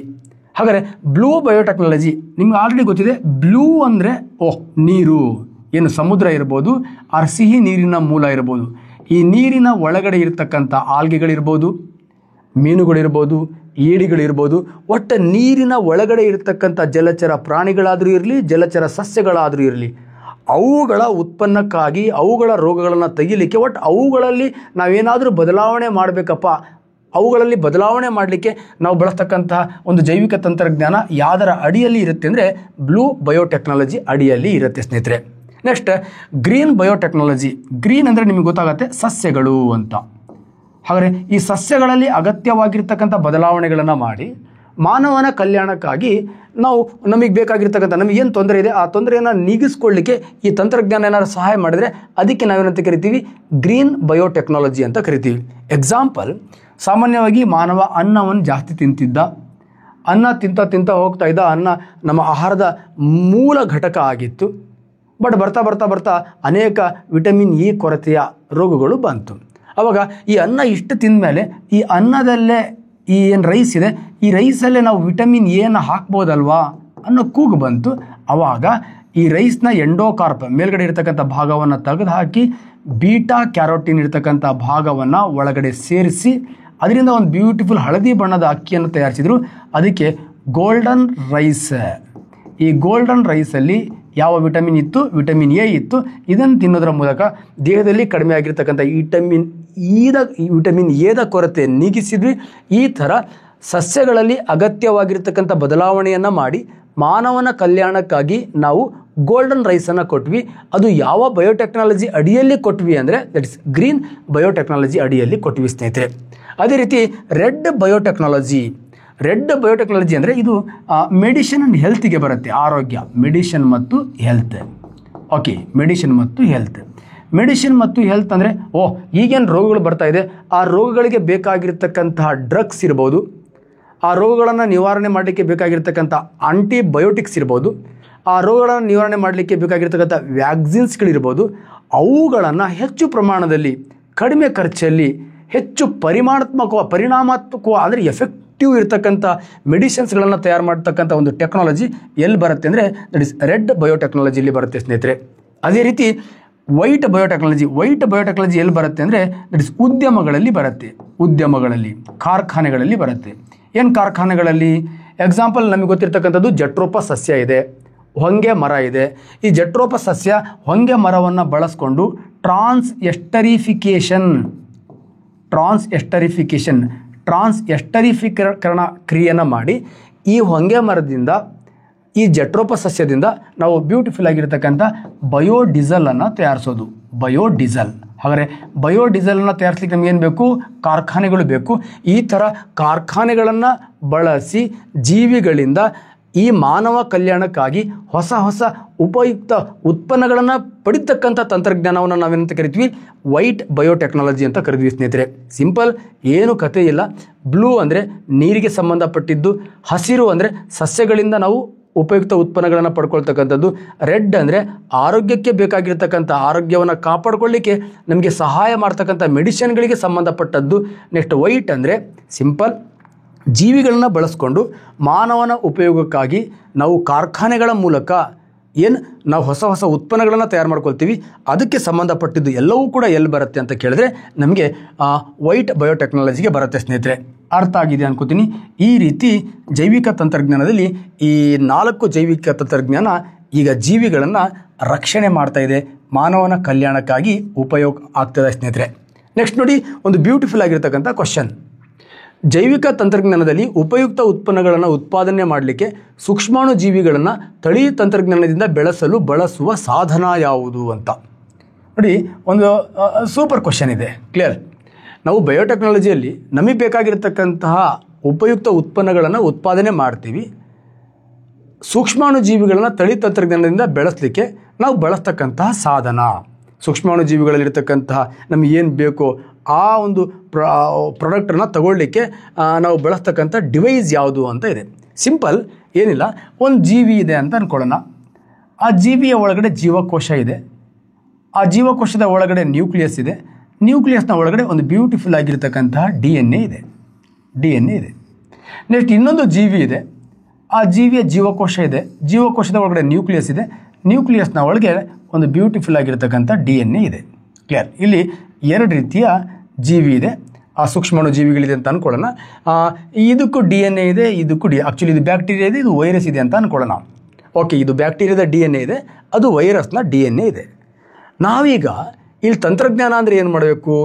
ಈ ವೈರಸ್ನ DNA ಅಂದರೆ ಈ ವೈರಸ್ನ DNA ಇದೆಯಲ್ವಾ, ನೆಕ್ಸ್ಟ್ DNA, ಇದರ ಒಂದು ತುಣುಕನ್ನು ನಾವೇನಂತ ಕರಿತೀವಿ? ರೆನ್ ಅಂತ ಕರಿತೀವಿ. ರೆನ್ ರಿಸ್ಟ್ರಿಕ್ಟೆಡ್ ಎಂಡೋನ್ಯೂಕ್ಲಿಯಸ್. ಈ ಒಂದು DNA ತುಣುಕು ಈ ಜೀವಕೋಶಕ್ಕೆ ಹಾಕಬೇಕಪ್ಪ. ಹಾಕಿದ್ರೆ ಮಾನವ ಕಲ್ಯಾಣಕ್ಕಾಗಿ ಏನೋ ಒಂದು ಉಪಯುಕ್ತ ಉತ್ಪನ್ನ ಬರುತ್ತೆ. ಹಾಗಾಗಿ ಈ ವೈರಸ್ನ DNA ತುಣುಕನ್ನು ಕಟ್ ಮಾಡಿ ಯಾವುದಕ್ಕೆ ಹಾಕಬೇಕು? ಬ್ಯಾಕ್ಟೀರಿಯಾಕ್ಕೆ ಹಾಕಬೇಕು. ಹಾಗಾದರೆ ಈ ವೈರಸ್ನ ಈ DNA ತುಂಡಿದೆಯಲ್ವಾ, ಇದಕ್ಕೆ ರೆನ್ ಅಂತ ಕರಿತೀವಿ, ರಿಸ್ಟ್ರಿಕ್ಟೆಡ್ ಎಂಡೋ ನ್ಯೂಕ್ಲಿಯಸ್ ಅಂತ ಕರಿತೀವಿ. ಇದನ್ನು ಕಟ್ ಮಾಡಿ ನಾವು ಇದನ್ನು ಇಲ್ಲಿ ಬೆಸುಗೆ ಹಾಕಬೇಕು, ಲೈಗೇಜ್ ಮಾಡಬೇಕು, ಸೇರಿಸ್ಬೇಕು. ಹಾಗಾದರೆ ಇದನ್ನು ಕಟ್ ಮಾಡಲಿಕ್ಕೆ ನಮ್ಮ ಹತ್ರ ಒಂದು ಇಕ್ವಿಪ್ಮೆಂಟ್ಸ್ ಬೇಕಲ್ವಾ? ಹಾಗಾದರೆ ಈ ಕಟ್ ಮಾಡ್ತಕ್ಕಂಥ DNA ತುಣುಕನ್ನು ಕಟ್ ಮಾಡ್ತಕ್ಕಂಥ ಕೆಲಸವನ್ನು ಯಾವ್ದು ಮಾಡುತ್ತೆ ಅಂದರೆ ದಡಿದ ಎನ್ಸೈಮ್ಸ್ಗಳು ಮಾಡುತ್ತೆ, ಕಿಣ್ವಗಳು ಮಾಡುತ್ತೆ, ಪ್ರೋಟೀನ್ಗಳು ಮಾಡುತ್ತೆ. ಕಿಣ್ವಗಳನ್ನು ಬಳಸಿ ನಾವು ಒಂದು ಜೀವಿಯಲ್ಲಿರ್ತಕ್ಕಂಥ DNA ಬೇಕಾದ ಪಾರ್ಟ್ಗಳನ್ನು ಏನು ಮಾಡ್ತೀವಿ? ಕಟ್ ಮಾಡ್ತೀವಿ. ಆ ಬೇಕಾದ ಪಾರ್ಟ್ಗಳನ್ನು ಕಟ್ ಮಾಡಿ ಇನ್ನೊಂದು ಜೀವಿಯ DNAಗೆ ಹಾಕಬೇಕಲ್ವಾ? ಅದನ್ನು ಸುಮ್ಮನೆ ಹೊತ್ಕೊಂಬಂಡು ಹಾಕಕ್ಕೆ ಬರಲ್ಲ. ಆ ಇನ್ನೊಂದು ಜೀವಿಯ DNAಗೆ ಹಾಕಲಿಕ್ಕೆ ಯಾವುದನ್ನು ಬಳಸ್ಕೊಳ್ತೀವಿ ನಾವು? ಎಕ್ಸಾಂಪಲ್, ಬ್ಯಾಕ್ಟೀರಿಯಾಗಳಿದ್ರೆ ಪ್ಲಾಸ್ಮಿಡ್ಗಳನ್ನು ಬಳಸ್ಕೋತೀವಿ, ಕಾಸ್ಮಿಡ್ಗಳನ್ನು ಬಳಸ್ಕೋತೀವಿ, ಕೆಲಸತಿ ವೈರಸ್ಗಳನ್ನು ಬಳಸ್ಕೋತೀವಿ. ಈ ರೀತಿ ಒಂದು ಜೀವಿಯ DNA ನಮಗೆ ಬೇಕಾಗಿರ್ತಕ್ಕಂತಹ ಆ ಪಾರ್ಟನ್ನು ಅಂದರೆ ರಿಸ್ಟ್ರಿಕ್ಟೆಡ್ ಎಂಡೋನ್ಯೂಕ್ಲಿಯಸ್ ಆ ಪಾರ್ಟನ್ನು ಕಟ್ ಮಾಡಿ ಅದನ್ನು ತಗೊಂಡು ಬಂದು ಇನ್ನೊಂದು ಜೀವಿಯ DNA ಸೇರಿಸ್ಬೇಕಲ್ಲ, ಅಲ್ಲಿಂದ ತಂದು ಇಲ್ಲಿಗೆ ಸೇರಿಸಲಿಕ್ಕೆ ನಾವೇನು ಪ್ಲಾಸ್ಮಿಡ್ ಅಂತಹ, ನಾವೇನು ಕಾಸ್ಮಿಡ್ ಅಂತಹ, ನಾವೇನು ವೈರಸ್ಗಳಂತಹ ವಸ್ತುಗಳನ್ನು ಅಂದರೆ ಇವುಗಳನ್ನು ಬಳಸ್ಕೊಳ್ತೀವಿ. ಇವುಗಳಿಗೆ ನಾವೇನಂತ ಕರಿತೀವಿ? ವೆಕ್ಟರ್ಸ್, ವಾಹಕಗಳು ಅಂತ ಕರಿತೀವಿ. ಒಂದು ಜೀವಿಯ DNA ನಮಗೆ ಬೇಕಾಗಿರ್ತಕ್ಕಂಥ ತುಣುಕನ್ನು ಇನ್ನೊಂದು ಜೀವಿಯ DNAಗೆ ವರ್ಗಾವಣೆ ಮಾಡಲಿಕ್ಕೆ ನಾವು ಬಳಸಿಕೊಳ್ಳುವ ಫಿನೋಮಿನಾ, ನಾವು ಬಳಸ್ಕೊಳ್ತಕ್ಕಂತಹ ಮಾಹಿತಿಯನ್ನು ನಾವೇನಂತ ಕರಿತೀವಿ? ವೆಕ್ಟರ್ಸ್ ಅಂತ ಕರಿತೀವಿ. ಹಾಗಾಗಿ ಈ ಜೀವಿಯ DNA ಈ ಒಂದು ತುಣುಕನ್ನು ನಾವೇನು ಮಾಡ್ತೀವಿ? ಈ DNA ಹಾಕ್ತೀವಿ. ಹಾಗಾದ್ರೆ ಈ DNAಗೆ ಏನಂತ ಕರಿತೀವಿ ನಾವು? ರೀಕಾಂಬಿಟೆಂಟ್ DNA ಅಂತ ಕರಿತೀವಿ. ರೀಕಾಂಬಿಟೆಂಟ್ DNA ಅಂತ ಕರಿತೀವಿ, ಪುನರ್ಸಂಘಟಿತ DNA. ಈ ಪುನರ್ಸಂಘಟಿತ DNA ಏನು ಮಾಡ್ತೀವಿ? ಸರಿ ಮಾಡಿಕೊಂಡು ಮತ್ತು ನ್ಯೂಕ್ಲಿಯಸ್ನ ಒಳಗಡೆ ಹಾಕಿ ಈ ಜೀವಕೋಶವನ್ನು ಬೆಳೆಸಬೇಕಲ್ಲ. ಈ ಜೀವಕೋಶವನ್ನು ರೀಕಾಂಬಿಟೆಂಟ್ DNA ಹೊಂದಿರತಕ್ಕಂಥ ಈ ಸೆಲ್ಸನ್ನು ಬೆಳೆಸಲಿಕ್ಕೆ ನಮಗೊಂದು ಮೀಡಿಯಾ ಬೇಕಲ್ವಾ? ಅದು ಜೀವಿನಾದರೂ ಆಗಿರ್ಬೋದು, ಆರ್ ಫಿಸಿಕಲ್ ಯಾವುದೋ ಒಂದು ವಸ್ತು ಇರ್ಬೋದು. ಅದನ್ನು ಬೆಳೆಸಲಿಕ್ಕೆ ಬಳಸ್ತಕ್ಕಂಥದ್ದನ್ನು ನಾವೆಂತ ಕರಿತೀವಿ? ದಟ್ ಇಸ್ ಹೋಸ್ಟ್ ಸೆಲ್, ಅತಿಥಿ ಕೋಶ ಅಂತ ಕರಿತೀವಿ. ಈ ಅತಿಥಿ ಕೋಶವನ್ನು ಬೆಳೆಸಲಿಕ್ಕೆ ಒಂದು ಎನ್ವೈರನ್ಮೆಂಟ್ ಬೇಕಲ್ವಾ? ಆ ಎನ್ವೈರನ್ಮೆಂಟನ್ನು ರೆಡಿ ಮಾಡ್ತಕ್ಕಂತಹ ಒಂದು ಸಾಧನವನ್ನು ನಾವೇನಂತ ಕರಿತೀವಿ? ಬಯೋ ರಿಯಾಕ್ಟರ್ ಅಂತ ಕರಿತೀವಿ. ಹಾಗಾಗಿ ಇಲ್ಲಿ ನೋಡಿ, ಇಲ್ಲಿ ಜೈವಿಕ ತಂತ್ರಜ್ಞಾನದಲ್ಲಿ ಉಪಯುಕ್ತ ಉತ್ಪನ್ನಗಳನ್ನು ಉತ್ಪಾದನೆ ಮಾಡಿ ಆ ಸೂಕ್ಷ್ಮಾಣು ಜೀವಿಗಳನ್ನು ತಳಿ ತಂತ್ರಜ್ಞಾನ ಅಂದರೆ DNA ಬದಲಾವಣೆ ಮಾಡಿ ಆ ಬದಲಾವಣೆ ಮಾಡಿರ್ತಕ್ಕಂಥ ರೀಕಾಂಬಿಟೆಂಟ್ DNA ಇರತಕ್ಕಂಥ ಆ ಜೀವಿಯನ್ನು ನಾವು ಬೆಳೆಸಲಿಕ್ಕೆ ಬಳಸುವ ಸಾಧನ ಯಾವುದು ಅಂತ ಕೇಳಿದಾನೆ. That is bio reactor. ಇದನ್ನು ನಾವೇನು ಮಾಡ್ತೀವಿ, ಬಳಸ್ತೀವಿ. ಅರ್ಥ ಆಗಿದೆ ಅನ್ಕೋತೀನಿ. ನೆಕ್ಸ್ಟ್ ಇದರ ಇನ್ ಡೀಟೇಲ್ ಕ್ಲಾಸನ್ನು ನಾನು ನಿಮಗೆ ಮುಂದೆ HSTR GPSTR ಅಲ್ಲಿ ಎಕ್ಸ್ಪ್ಲೇನ್ ಮಾಡ್ತಾ ಬರ್ತೀನಿ ಸ್ನೇಹಿತರೆ. ನೋಡಿ, ಈ ಥರ ಏನು ಬಯೋ ರಿಯಾಕ್ಟರ್ಗಳಿದೆ. ಈ ಬಯೋ ರಿಯಾಕ್ಟರ್ಗಳಲ್ಲಿ ತುಂಬ ಟೈಪ್ಸ್ ಬಯೋ ರಿಯಾಕ್ಟರ್ಗಳಿದೆ. ಒಂದು ಸ್ಟರ್ಡ್ ಟ್ಯಾಂಕ್ ಬಯೋ ರಿಯಾಕ್ಟರ್ ಅಂತ ಇದೆ, ಇನ್ನೊಂದು ಫ್ಲೂಯಿಡೈಸ್ಡ್ ಬೆಡ್ ರಿಯಾಕ್ಟರ್ ಅಂತ ಇದೆ, ಇನ್ನೊಂದು air lift fermentation bio reactor ಅಂತ ಇದೆ. ನೋಡಿ, ಇಲ್ಲೇನಿಲ್ಲ, ಹೆಸರು ಮಾತ್ರ ಕಷ್ಟ ಇದೆ, ಬಟ್ ಆನ್ಸರ್ ತುಂಬ ಈಸಿ ಇದೆ. ಈ ಸ್ಟರ್ಡ್ ಟ್ಯಾಂಕ್ ಬಯೋ ರಿಯಾಕ್ಟರನ್ನು ನಾವು ಸಿಂಪಲ್ ಪ್ರಾಣಿಗಳ DNA ಬದಲಾವಣೆ ಮಾಡಿ ಉಪಯುಕ್ತ ಉತ್ಪನ್ನಗಳನ್ನು ತಯಾರು ಮಾಡಲಿಕ್ಕೆ ಬಳಸ್ತೀವಿ ನಾವು. ಫ್ಲೂಯಿಡೈಸ್ಡ್ ಬೆಡ್ ರಿಯಾಕ್ಟರ್ ಏನಿದೆ, ಇದನ್ನು ಸಸ್ಯಗಳ DNA ಬದಲಾವಣೆ ಮಾಡಿ ಉಪಯುಕ್ತ ಉತ್ಪನ್ನಗಳನ್ನು ಪಡೀಲಿಕ್ಕೆ ಬಳಸ್ತೀವಿ. ಅದೇ ರೀತಿ air lift fermentation bio reactor ಏನಿದೆ, ಇದು ಕ್ಲೋನಿಂಗಿಗಾಗಿ ಬಳಸ್ತೀವಿ. ಅಂದರೆ ಒಂದು ತದ್ರೂಪಿ ಜೀವಕೋಶವನ್ನು ಉತ್ಪತ್ತಿ ಮಾಡಲಿಕ್ಕೆ ನಾವು ಒಂದು ಬ್ಯೂಟಿಫುಲ್ ಆಗಿರ್ತಕ್ಕಂಥ ಸಾಧನವನ್ನು ಬಳಸ್ತೀವಿ. ಅಂದರೆ ಆ ಸಾಧನ ಯಾವುದಪ್ಪ ಅಂತ ಕೇಳಿದ್ರೆ ಏರ್ ಲಿಫ್ಟ್ ಫರ್ಮೆಂಟೇಷನ್ ಬಯೋ ರಿಯಾಕ್ಟರ್ನ ನಾವು ಕ್ಲೋನಿಂಗ್ ಅಂದರೆ ಯಥಾವತ್ತಾಗಿ ಒಂದು ಜೀವಿ ಥರ ಒಂದು ಜೀವಕೋಶದ ಥರ ಇನ್ನೊಂದು ಜೀವಕೋಶವನ್ನು ರೆಡಿ ಮಾಡೋದು. ಈ ಕ್ಲೋನಿಂಗಿಗಾಗಿ air lift fermentation bio reactor, ಸಸ್ಯಗಳಲ್ಲಿ ಉತ್ಪನ್ನಗಳನ್ನು ಬದಲಾವಣೆ ಮಾಡಲಿಕ್ಕೆ ಫ್ಲೂಯಿಡೈಸ್ಡ್, ಪ್ರಾಣಿಗಳಲ್ಲಿ ಉತ್ಪನ್ನಗಳನ್ನು ಬದಲಾವಣೆ ಮಾಡಲಿಕ್ಕೆ ನಾವು ಯಾವುದನ್ನು ಯೂಸ್ ಮಾಡ್ತೀವಿ ಅಂದರೆ ಸಿಂಪಲ್ ಸ್ಟರ್ಡ್ ಟ್ಯಾಂಕ್ ಬಯೋ ರಿಯಾಕ್ಟರ್ನ ಬಳಸ್ತೀವಿ ಸ್ನೇಹಿತರೆ. ಈ ರೀತಿ ಜೈವಿಕ ತಂತ್ರಜ್ಞಾನ ತನ್ನದೇ ಆಗಿರ್ತಕ್ಕಂಥ ವಿಧಗಳ ಮೂಲಕ, ತನ್ನದೇ ಆಗಿರ್ತಕ್ಕಂಥ ಮಿಷನ್ಸ್, ಆ ಬಯೋ ರಿಯಾಕ್ಟರ್ಗಳ ಮೂಲಕ ಅನೇಕ ಸಂಶೋಧನೆಗಳನ್ನು ಮಾಡ್ತಾ ಬರುತ್ತೆ. ಈಗ ಪ್ರಸ್ತುತವಾಗಿ ಜೈವಿಕ ತಂತ್ರಜ್ಞಾನ ಅಂದರೆ ಒಂದು ಬ್ಯೂಟಿಫುಲ್ ಆಗಿರ್ತಕ್ಕಂಥ ಬ್ರಾಂಚ್ ಆಗಿದೆ, ಜೀವಶಾಸ್ತ್ರದ ಒಂದು ಬ್ರಾಂಚ್ ಆಗಿದೆ. ಈ ಜೈವಿಕ ತಂತ್ರಜ್ಞಾನ ಬೃಹದಾಕಾರವಾಗಿ ಬೆಳೀಲಿಕ್ಕೆ ಕಾರಣವಾಗಿರ್ತಕ್ಕಂಥ 2 ಪ್ರಮುಖ ತಂತ್ರಜ್ಞಾನಗಳು ಯಾವುದು, ಅದು ಕೂಡ ಕಾಂಪಿಟೇಟಿವ್ ಎಕ್ಸಾಮಲ್ಲಿ ಬರ್ಬೋದು. ಇವತ್ತು ಮನೆ ಮಂದಿಗೆಲ್ಲ ಬಯೋಟೆಕ್ನಾಲಜಿ ಅಂತಕ್ಕಂಥ ಪದ ಪರಿಚಯ ಇದೆ ಅಂದರೆ ಇಡೀ ಜಗತ್ತಿನ ಪ್ರತಿ ಹಳ್ಳಿಗೂ ಕೂಡ ಈ ಜೈವಿಕ ತಂತ್ರಜ್ಞಾನ ಅಂತಕ್ಕಂಥ ಪದವನ್ನು, ಆ ಕ್ಷೇತ್ರವನ್ನು ಪರಿಚಯ ಮಾಡಿದ 2 ತಂತ್ರಜ್ಞಾನ ಯಾವುದು ಅಂತ ಕೇಳಿದಾನೆ ಸ್ನೇಹಿತರೆ. ಒಂದು ಸಿಂಪಲ್, ಒಂದು ತಳಿ ತಂತ್ರಜ್ಞಾನ ಜೀನ್ ಟೆಕ್ನಾಲಜಿ, ಇನ್ನೊಂದು DNA ಫಿಂಗರ್ ಪ್ರಿಂಟಿಂಗ್ ಟೆಕ್ನಾಲಜಿ. ಈ 2 ತಂತ್ರಜ್ಞಾನದ ಯಾವಾಗ ಬಯೋಟೆಕ್ನಾಲಜಿಯಲ್ಲಿ ಜೈವಿಕ ತಂತ್ರಜ್ಞಾನದಲ್ಲಿ ಪರಿಚಯ ಆಗತ್ತೋ ಅಲ್ಲಿಂದ ಜೈವಿಕ ತಂತ್ರಜ್ಞಾನದ ದಿಕ್ಕೆ ಬದಲಾವಣೆ ಆಗತ್ತೆ. ಜೈವಿಕ ತಂತ್ರಜ್ಞಾನ ಅಂತಕ್ಕಂಥದ್ದು ತುಂಬ ಉಪಯೋಗ ಇದೆ, ಇದರಲ್ಲಿ ನಾವು ಏನು ಬೇಕಾದ್ರೂ ಕೂಡ ಮಾಡ್ಬೋದು ಅಂತಕ್ಕಂಥ ಮಾಹಿತಿ ಇಡೀ ಜಗತ್ತಿಗೆ ಗೊತ್ತಾಗತ್ತೆ. ಜೈವಿಕ ತಂತ್ರಜ್ಞಾನ ಅಂತಕ್ಕಂಥ ಪದ ಎಲ್ಲರಿಗೂ ಪರಿಚಿತ ಮಾಡಿಕೊಟ್ಟಂಥ 2 ವಿಶೇಷವಾಗಿರ್ತಕ್ಕಂಥ ಜೈವಿಕ ತಂತ್ರಜ್ಞಾನದ ಕ್ಷೇತ್ರಗಳು ಯಾವುದಪ್ಪ ಅಂತ ಕೇಳಿದ್ರೆ, ಒಂದು ಜೀನ್ ಟೆಕ್ನಾಲಜಿ, ಇನ್ನೊಂದು DNA ಫಿಂಗರ್ ಪ್ರಿಂಟಿಂಗ್ ಟೆಕ್ನಾಲಜಿ.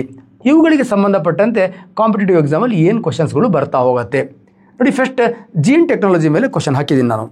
ಜೈವಿಕ ತಂತ್ರಜ್ಞಾನವನ್ನು ಬೃಹದಾಕಾರವಾಗಿ ಬೆಳೆಸಿರ್ತಕ್ಕಂಥ 2 ತಂತ್ರಜ್ಞಾನ, ಒಂದು ತಳಿ ತಂತ್ರಜ್ಞಾನ, ಇನ್ನೊಂದು DNA ಬೆರಳಿಸು ತಂತ್ರಜ್ಞಾನ ಸ್ನೇಹಿತರೆ. ಅದು ನಿಮಗೆ ಆಲ್ರೆಡಿ ಕ್ಲಾರಿಟಿ ಸಿಕ್ಕಿದೆ. ಹಾಗಾದರೆ ಈ ತಳಿ ತಂತ್ರಜ್ಞಾನ ಅಂದರೆ ಏನು? ಸಿಂಪಲ್, ಅದರ ಮೇಲೆ ಒಂದು ಕ್ವಶನ್ ಹಾಕ್ಕೊಂಡಿದ್ದೀನಿ. ತಳಿ ತಂತ್ರಜ್ಞಾನದಲ್ಲಿ ಮೊಟ್ಟ ಮೊದಲು ಬಳಸಿದ ಜೀವಿ ಯಾವುದು? ಆ ತಳಿ ಪರಿವರ್ತನೆಯಲ್ಲಿ ಮೊಟ್ಟ ಮೊದಲು ಬಳಸಿದ ಜೀವಿ ಯಾವುದು? ಏನು ತಳಿ ತಂತ್ರಜ್ಞಾನ? ಜೀನ್ ಟೆಕ್ನಾಲಜಿ ಅಂದರೆ ಏನಿಲ್ಲ.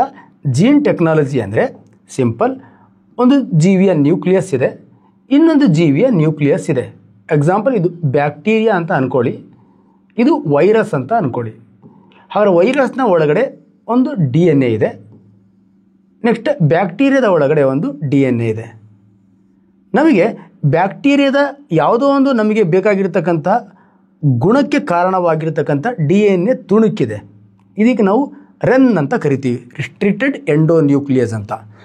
ಈ DNA ತುಣುಕನ್ನು, ಯಾವುದ್ರದ್ದು ಬ್ಯಾಕ್ಟೀರಿಯಾದ DNA ತುಣುಕನ್ನು ಎಲ್ಲಿಗೆ ಹಾಕಬೇಕು? ನಾವು ವೈರಸ್ನ DNAಗೆ ಸೇರಿಸ್ಬೇಕು. ಇದನ್ನು ಕಟ್ ಮಾಡಿ ಬಿಸಾಕಿ ಅಲ್ಲಿ ಬ್ಯಾಕ್ಟೀರಿಯಾದ DNAಯನ್ನು ನಾವು ಕೂರಿಸ್ಬೇಕು. ನೋಡಿ, ಈ ಬ್ಯಾಕ್ಟೀರಿಯಾದ DNAಯನ್ನು ಯಾವ DNAಗೆ ನಾವು ಟ್ರಾನ್ಸ್ಫರ್ ಮಾಡಿದ್ದೀವಿ? ವೈರಸ್ನ DNAಗೆ ಟ್ರಾನ್ಸ್ಫರ್ ಮಾಡಿದ್ದೀವಿ. ಈ ರೀತಿ DNAಯಲ್ಲಿ ಬದಲಾವಣೆ ಮಾಡ್ತಕ್ಕಂಥ ಟೆಕ್ನಾಲಜಿಗೆ ನಾವೇನಂತ ಕರಿತೀವಿ? ಜೀನ್ ಟೆಕ್ನಾಲಜಿ ಅಂತ ಕರಿತೀವಿ. ಈ ಥರ ಜೀನ್ ಟೆಕ್ನಾಲಜಿ ಅಂತಕ್ಕಂಥ ಪದವನ್ನು ಮೊಟ್ಟ ಮೊದಲು ಬಳಕೆಗೆ ತಂದಂತಹ ಸೈಂಟಿಸ್ಟ್ ಯಾರಂತಂದರೆ ವಿಲಿಯಮ್ಸನ್ ಅಂತ. ವಿಲಿಯಮ್ಸನ್ ಇವನು ಜೀನ್ ಟೆಕ್ನಾಲಜಿ ಅಂತಕ್ಕಂಥ ಪದವನ್ನು ಬಳಕೆಗೆ ತರ್ತಾನೆ. ಈ ಜೀನ್ ಟೆಕ್ನಾಲಜಿನ ಮೊಟ್ಟ ಮೊದಲು ಮಾಡಿ the father of gene technology, ತಳಿ ತಂತ್ರಜ್ಞಾನದ ಪಿತಾಮಹ ಅಂತ ಯಾರಾಗ್ತಾನೆ ಅಂದರೆ ಪೌಲ್ ಬರ್ಗ್ ಅಂತಕ್ಕಂಥ ಪೌಲ್ ಬರ್ಗ್ ಏನು the father of gene technology ಆಗ್ತಾನೆ. ಈ ಪೌಲ್ ಬರ್ಗ್ ಯಾವ ಜೀವಿಯ ಮೇಲೆ ಮೊಟ್ಟ ಮೊದಲು ಪ್ರಯೋಗ ಮಾಡ್ತಾನೆ ಅಂದರೆ ಬ್ಯಾಕ್ಟೀರಿಯಾದ ಮೇಲೆ ಮೊಟ್ಟ ಮೊದಲು ಪ್ರಯೋಗ ಮಾಡ್ತಾನೆ. ಇದೇ ಕ್ವಶನ್ ಸ್ನೇಹಿತರೆ. ಜೀನ್ ಟೆಕ್ನಾಲಜಿಲಿ ಮೊಟ್ಟ ಮೊದಲು ಬಳಸಿದ ಜೀವಿ ಯಾವುದು? ಈ ಪೌಲ್ ಬರ್ಗ್ ಒಂದು ಬ್ಯಾಕ್ಟೀರಿಯಾದ DNA ತಗೊಳ್ತಾನೆ. ಆ DNA ಕಟ್ ಮಾಡಿ ಆ DNA ಯಾವುದಕ್ಕೆ ವರ್ಗಾವಣೆ ಮಾಡ್ತಾನೆ? ವೈರಸ್ದ DNA ಏನು ಮಾಡ್ತಾನೆ? ವರ್ಗಾವಣೆ ಮಾಡಿ ಒಂದು ಹೊಸ ವೈರಸ್ಸನ್ನು ಸೃಷ್ಟಿ ಮಾಡ್ತಾನೆ. ಈ ರೀತಿ ಒಂದು ಒಂದು DNA-ಯಲ್ಲಿರ್ತಕ್ಕಂತಹ ಒಂದು ಪಾರ್ಟನ್ನು ಇನ್ನೊಂದು DNA-ಗೆ ವರ್ಗಾವಣೆ ಮಾಡಬಹುದು, ಹೀಗೆ ಮಾಡಬಹುದು ಅಂತ ಮೊಟ್ಟ ಮೊದಲು ಬ್ಯಾಕ್ಟೀರಿಯಾವನ್ನು ಬಳಸಿ ಈ ಜಗತ್ತಿಗೆ ಮಾಹಿತಿಯನ್ನು ಯಾರು ಕೊಡ್ತಾನೆ? ಪೌಲ್ ಬರ್ಗ್ ಕೊಡ್ತಾನೆ ಸ್ನೇಹಿತರೆ. ಈ ರೀತಿ ಪೌಲ್ ಬರ್ಗ್ ಜೀನ್ ಟೆಕ್ನಾಲಜಿಯ ಪಿತಾಮಹ ಆಗ್ತಾನೆ. ಈ ಥರ ಮೊಟ್ಟ ಮೊದಲು ಬ್ಯಾಕ್ಟೀರಿಯಾದ DNA ವೈರಸ್ಗೆ ವರ್ಗಾವಣೆ ಮಾಡಿದ ನಂತರ ಯಾವ ಜೀವಿಯ DNA ಯಾವ ಜೀವಿಗಾದರೂ ವರ್ಗಾವಣೆ ಮಾಡಬಹುದು ಅಂತಕ್ಕಂಥ ಮಾಹಿತಿ ಸಿಗತ್ತೆ. ಮಾಹಿತಿ ಸಿಕ್ಕ ನಂತರ ಮೊಟ್ಟ ಮೊದಲು ಸ್ತನಿ ಅಂದರೆ ಜೀನ್ ಟೆಕ್ನಾಲಜಿ ಜೈವಿಕ ಅದು ತಳಿ ತಂತ್ರಜ್ಞಾನದಲ್ಲಿ ಮೊಟ್ಟ ಮೊದಲು ಬಳಸಿದ ಜೀವಿ ಬ್ಯಾಕ್ಟೀರಿಯಾ ಸಸ್ತನಿ ಯಾವುದು ಅಂತ ಕೇಳಿದ್ರೆ, ಮ್ಯಾಮಲ್ಸ್ ಯಾವುದು ಅಂತ ಕೇಳಿದ್ರೆ ಈ ಪ್ರಯೋಗವನ್ನು ನೆಕ್ಸ್ಟ್ ಯಾವುದ್ರ ಮೇಲೆ ಮಾಡ್ತಾರೆ? ಇಲಿಗಳ ಮೇಲೆ ಮಾಡ್ತಾರೆ ಸ್ನೇಹಿತರೆ. ಸೊ ನೆಕ್ಸ್ಟ್ ಮತ್ತೊಂದು ಬ್ಯೂಟಿಫುಲ್ ಆಗಿರ್ತಕ್ಕಂಥ ಕ್ವಶನ್ಗೆ ಎಂಟ್ರಿ ಆಗೋಣ. ಹಾಗಾದರೆ ನಮಗೀಗ ಒಂದು ಜೀವಿಯ ಜೀವಕೋಶದಲ್ಲಿರ್ತಕ್ಕಂಥ DNA ಇನ್ನೊಂದು ಜೀವಿಯ ಜೀವಕೋಶದಲ್ಲಿರ್ತಕ್ಕಂಥ DNA-ಗೆ ಬದಲಾವಣೆ ಮಾಡಬಹುದು, ಟ್ರಾನ್ಸ್ಫರ್ ಮಾಡಬಹುದು. ಇದಕ್ಕೆ ಜೀನ್ ಟೆಕ್ನಾಲಜಿ ಅಂತ ಕರೀತಾರಂತ ಗೊತ್ತಾಯಿತು. ಹಾಗಾದ್ರೆ ಜೀನ್ ಟೆಕ್ನಾಲಜಿಯನ್ನು ಬಳಸ್ಕೊಂಡು ಪ್ರಸ್ತುತವಾಗಿ ನಮಗೆ ತುಂಬ ಗೊತ್ತಿರ್ತಕ್ಕಂಥ ಕ್ಷೇತ್ರ, ಅದಕ್ಕೆ ಸಂಬಂಧಪಟ್ಟಂಥ ಒಂದು ಪ್ರಶ್ನೆ ಬರುತ್ತೆ. ಆ ಪ್ರಶ್ನೆ ಯಾವುದಪ್ಪ ಅಂತ ಕೇಳಿದ್ರೆ ಆಲ್ರೆಡಿ ಇಟ್ಕೊಂಡಿದ್ದೀನಿ. ಇಟ್ ಇಸ್ BT ಹತ್ತಿಯಲ್ಲಿ BT ಎಂದರೆ ಅಂತ. ಹಾಗಾದರೆ BT ಹತ್ತಿಯಲ್ಲಿ BT ಅಂದರೆ ಏನು? ಬಯೋಟೆಕ್ನಾಲಜಿನಾ? BT ಅಂದರೆ ಏನು ಬಯೋಟೆಕ್ನಾಲಜಿನಾ ಅಂತ ಈ ಕ್ವಶನ್ ತುಂಬ ಸತಿ ಎಕ್ಸಾಮಲ್ಲಿ ಬಂದಿರತಕ್ಕಂಥ ಪ್ರಶ್ನೆ. ನೋಡಿ ಸ್ನೇಹಿತರೆ, ಈ ರೈತನಿಗೆ ಈ ಹತ್ತಿ ಬೆಳೆ ಏನಿದೆ ಅದು ಅಧಿಕ ದುಡ್ಡನ್ನು ಇಳುವರಿ ಆಗಿ ಮತ್ತು ತುಂಬ ರೇಟ್ ಇರುತ್ತೆ, ಕಮರ್ಷಿಯಲ್ ಪ್ಲ್ಯಾಂಟ್ ಅದು. ಅದೇನು ಮಾಡ್ತಾರೆ? ತುಂಬ ದುಡ್ಡು ಕೊಡ್ತಾ ಇರುತ್ತೆ. ಆ ದುಡ್ಡು ಕೊಟ್ಟಾಗ ರೈತ ಏನು ಮಾಡ್ತಾನೆ? ಅದನ್ನು ಹೆಚ್ಚಿನ ಪ್ರಮಾಣದಲ್ಲಿ ಬೆಳೀತಾ ಹೋಗ್ತಾನೆ. ಒಂದು ಸತಿ ಹೆಚ್ಚಿನ ಪ್ರಮಾಣದಲ್ಲಿ ಹತ್ತಿ ಬೆಳೆಯನ್ನು ರೈತ ಬೆಳಿತಾನೆ. ತುಂಬ ಚೆನ್ನಾಗಿ ಈ ಹತ್ತಿ ಬೆಳೆ ಏನಾಗುತ್ತೆ? ಬೆಳೀತಾ ಹೋಗುತ್ತೆ. ಸರಿಯಾಗಿ ಕಾಯಿಗಳನ್ನು ಬಿಡುತ್ತೆ. ಈ ಕಾಯಿ ಬಿಟ್ಟಂಗೆ ಅವನೇನು ಮಾಡ್ತಾನೆ? ಲೋನ್ ಮಾಡ್ತಾನೆ, ದುಡ್ಡು ಮಾಡ್ತಾನೆ, ಹಬ್ಬ ಮಾಡ್ತಾನೆ, ಎಲ್ಲ ಮಾಡ್ತಾನೆ. ಕಾಯಿ ನೋಡಿ ನೆಕ್ಸ್ಟ್ ಆ ಕಾಯಿ ಚೆನ್ನಾಗಿ ಬಿಡುತ್ತೆ. ಅದಕ್ಕೆ ತಕ್ಕ ಹಾಗೆ ಅವನು ಪಾಪ ಔಷಧಿಗಳನ್ನು ಗೊಬ್ಬರಗಳನ್ನು ಖರ್ಚು ಮಾಡ್ತಾನೆ ಮತ್ತು ಮಜಾನೂ ಮಾಡ್ತಾನೆ, ಏನೇನೋ ಮಾಡ್ತಾನೆ. ಆದರೆ ಈ ಹತ್ತಿ ಹಣ್ಣು ಹೊಡೆದಾಗ ಏನು ಬರುತ್ತಲ್ವಾ ಆ ಹತ್ತಿ ಎಲ್ಲ ಏನಾಗಿರುತ್ತೆ? ಹುಳುಕಾಗಿರುತ್ತೆ. ಆಟೋಮೆಟಿಕ್ಕಾಗಿ ರೈತ ಹತ್ತಿ ಬೆಳೆಯನ್ನು ನೋಡಿ ಸಾಲ ಮಾಡ್ದ, ಆ ಹುಳುಕನ್ನು ನೋಡಿ ಅಲ್ಲಿಂದ ಬರ್ತಕ್ಕಂಥ ಹತ್ತಿಯ ಉತ್ಪನ್ನ ಕಡಿಮೆ ಆಗಿಬಿಡತ್ತೆ. ರೈತ ಸಾಲದಲ್ಲಿ ಸಿಕ್ಕಾಕೊಂಡ್ಬಿಡ್ತಾನೆ. ಆತ್ಮಹತ್ಯೆಗಳು ಪ್ರಾರಂಭ ಆಗತ್ತೆ. ಆಗ ಈ ಹತ್ತಿಯ ಏನು ಹಣ್ಣಿದೆಯಲ್ವಾ, ಹಣ್ಣಿನ ಒಳಗಡೆ ಒಂದು ಹುಳ ಹೋಗಿ ಏನು ಮಾಡ್ತಾ ಇರುತ್ತೆ? ಒಳಗಡೆ ಇರತಕ್ಕಂಥ ಹತ್ತಿಯನ್ನು ಹಾಳು ಮಾಡ್ತಾ ಇರುತ್ತೆ. ಆ ಕೀಟವನ್ನು ಅವನೇನಂತ ಕರೀತಾನೆ? ಬೋಲ್ ಕೀಟ ಅಂತ ಐಡೆಂಟಿಫೈ ಮಾಡ್ತಾನೆ. ಹಾಗಾದರೆ ಈ ಬೋಲ್ ಕೀಟವನ್ನು ಸಾಯಿಸೋದಾದರೂ ಹೇಗೆ? ಅದೇನಾಗುತ್ತೆ ಅಂದರೆ ಹತ್ತಿ ಹಣ್ಣಿನ ಒಳಗಡೆ ಹೋಗ್ಬಿಡುತ್ತೆ. ಒಳಗಡೆ ಹೋದಾಗ ನಾವು ಏನೇ ಔಷಧಿ ಹೊಡೆದ್ರೂ ಕೂಡ ಒಳಗಡೆ ಹೋಗಲ್ಲ. ಹಾಗಾಗಿ ರೈತ ತುಂಬ ನಷ್ಟವನ್ನು ಅನುಭವಿಸ್ತಾ ಬರ್ತಾನೆ. ನಮ್ಮ ಜೈವಿಕ ತಂತ್ರಜ್ಞಾನದ ವಿಜ್ಞಾನಿಗಳು ಸುಮ್ಕೆ ಇರೋದಿಲ್ಲ. ಆ ಬೋಲ್ ಕೀಟನ ಹೆಂಗೆ ಸಾಯಿಸಬೇಕು ಅಂತ ತುಂಬ ಪ್ರಯತ್ನ ಪಡ್ತಾರೆ. ಇದನ್ನು ಯಾವುದೇ ಔಷಧಿಗಳನ್ನು ಬಳಸಿ ಸಾಯಿಸಕ್ಕೆ ಬರೋದಿಲ್ಲ. ಮತ್ತು ಹೆಂಗೆ ಸಾಯಿಸೋದು? ಸೇಮ್ ನಮ್ಮ ಹತ್ತಿ ಗಿಡದ ಜೀವಕೋಶದ ನ್ಯೂಕ್ಲಿಯಸನ್ನು ತಗೊಳ್ತಾರೆ, ಅದರ DNA ಹೊರಗಡೆ ತೆಗಿತಾರೆ. ಸೇಮ್ ಅದೇ ರೀತಿ ಒಂದು ಬ್ಯಾಕ್ಟೀರಿಯಾನ ಸಂಶೋಧನೆ ಮಾಡ್ತಾರೆ. ಆ ಬ್ಯಾಕ್ಟೀರಿಯಾದ ಹೆಸರೇನಪ್ಪ ಅಂದರೆ ದಿಸ್ ಇಸ್ ದ ಬ್ಯಾಸಿಲಸ್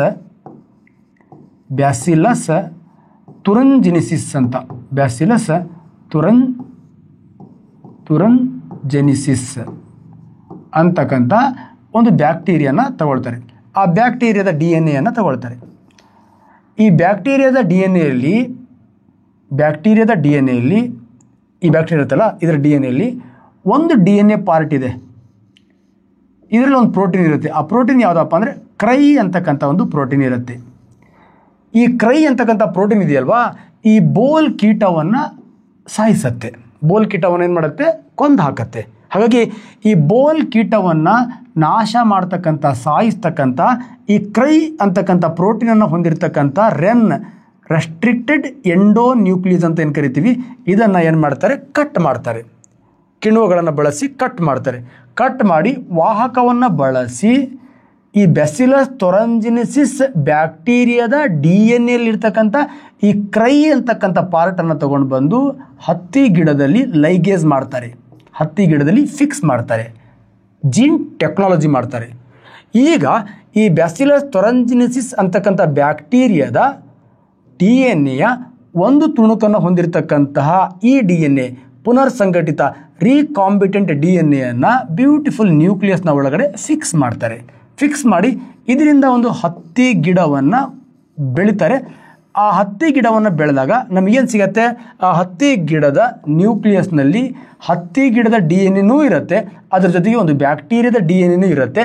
ಬ್ಯಾಕ್ಟೀರಿಯಾದ ಬ್ಯಾಸಿಲಸ್ ತೊರಂಜಿನಿಸ್ ಅನ್ನೋ ಬ್ಯಾಕ್ಟೀರಿಯಾದ DNA ಹೊಂದಿರತಕ್ಕಂಥ ಈ ಹತ್ತಿ ಗಿಡವನ್ನು ಏನು ಮಾಡ್ತಾರೆ ಅವರು? BT ಹತ್ತಿ ಅಂತ ಕರೀತಾರೆ. BT ಅಂದರೆ ಸಿಂಪಲ್ ಬ್ಯಾಸಿಲಸ್ ತೊರಂಜಿನಿಸಿಸ್ ಎಂಬ ಬ್ಯಾಕ್ಟೀರಿಯಾದ DNA ತುಣುಕನ್ನು ಹೊಂದಿರತಕ್ಕಂಥ ಹತ್ತಿ ಅಂತ ಅರ್ಥ ಸ್ನೇಹಿತರೆ.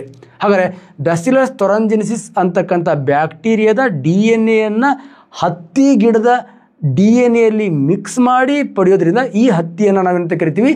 BT ಹತ್ತಿ ಅಂತ ಕರಿತೀವಿ. ಈಗ ಹತ್ತಿ ಗಿಡ ಸೂಪರಾಗಿ ಬೆಳೆಯುತ್ತೆ, ಬೋಲ್ ಕೀಟ ಬರುತ್ತೆ ತಿನ್ನೋಣ ಅಂತ. ಆದರೆ ಈ ಹತ್ತಿ ಗಿಡದಲ್ಲಿ ಈ ಬೋಲ್ ಕೀಟವನ್ನು ನಾಶ ಮಾಡ್ತಕ್ಕಂತಹ ಸಾಯಿಸ್ತಕ್ಕಂಥ ವಿಷವಾಗಿರ್ತಕ್ಕಂಥ ಕ್ರೈ ಅಂತಕ್ಕಂತಹ ನಮ್ಮ ಬ್ಯಾಸಿಲಸ್ ತೊರಂಜಿನಿಸಿಸ್ ಬ್ಯಾಕ್ಟೀರಿಯಾದ DNA ಇರುತ್ತೆ. ಕೀಟ ಟಚ್ ಮಾಡುತ್ತೆ, ಗಿಡ ಇರಲಿ ಕೀಟನೇ ಸತ್ತು ಕೆಳಗಡೆ ಬೀಳತ್ತೆ. ಕ್ಲಿಯರ್?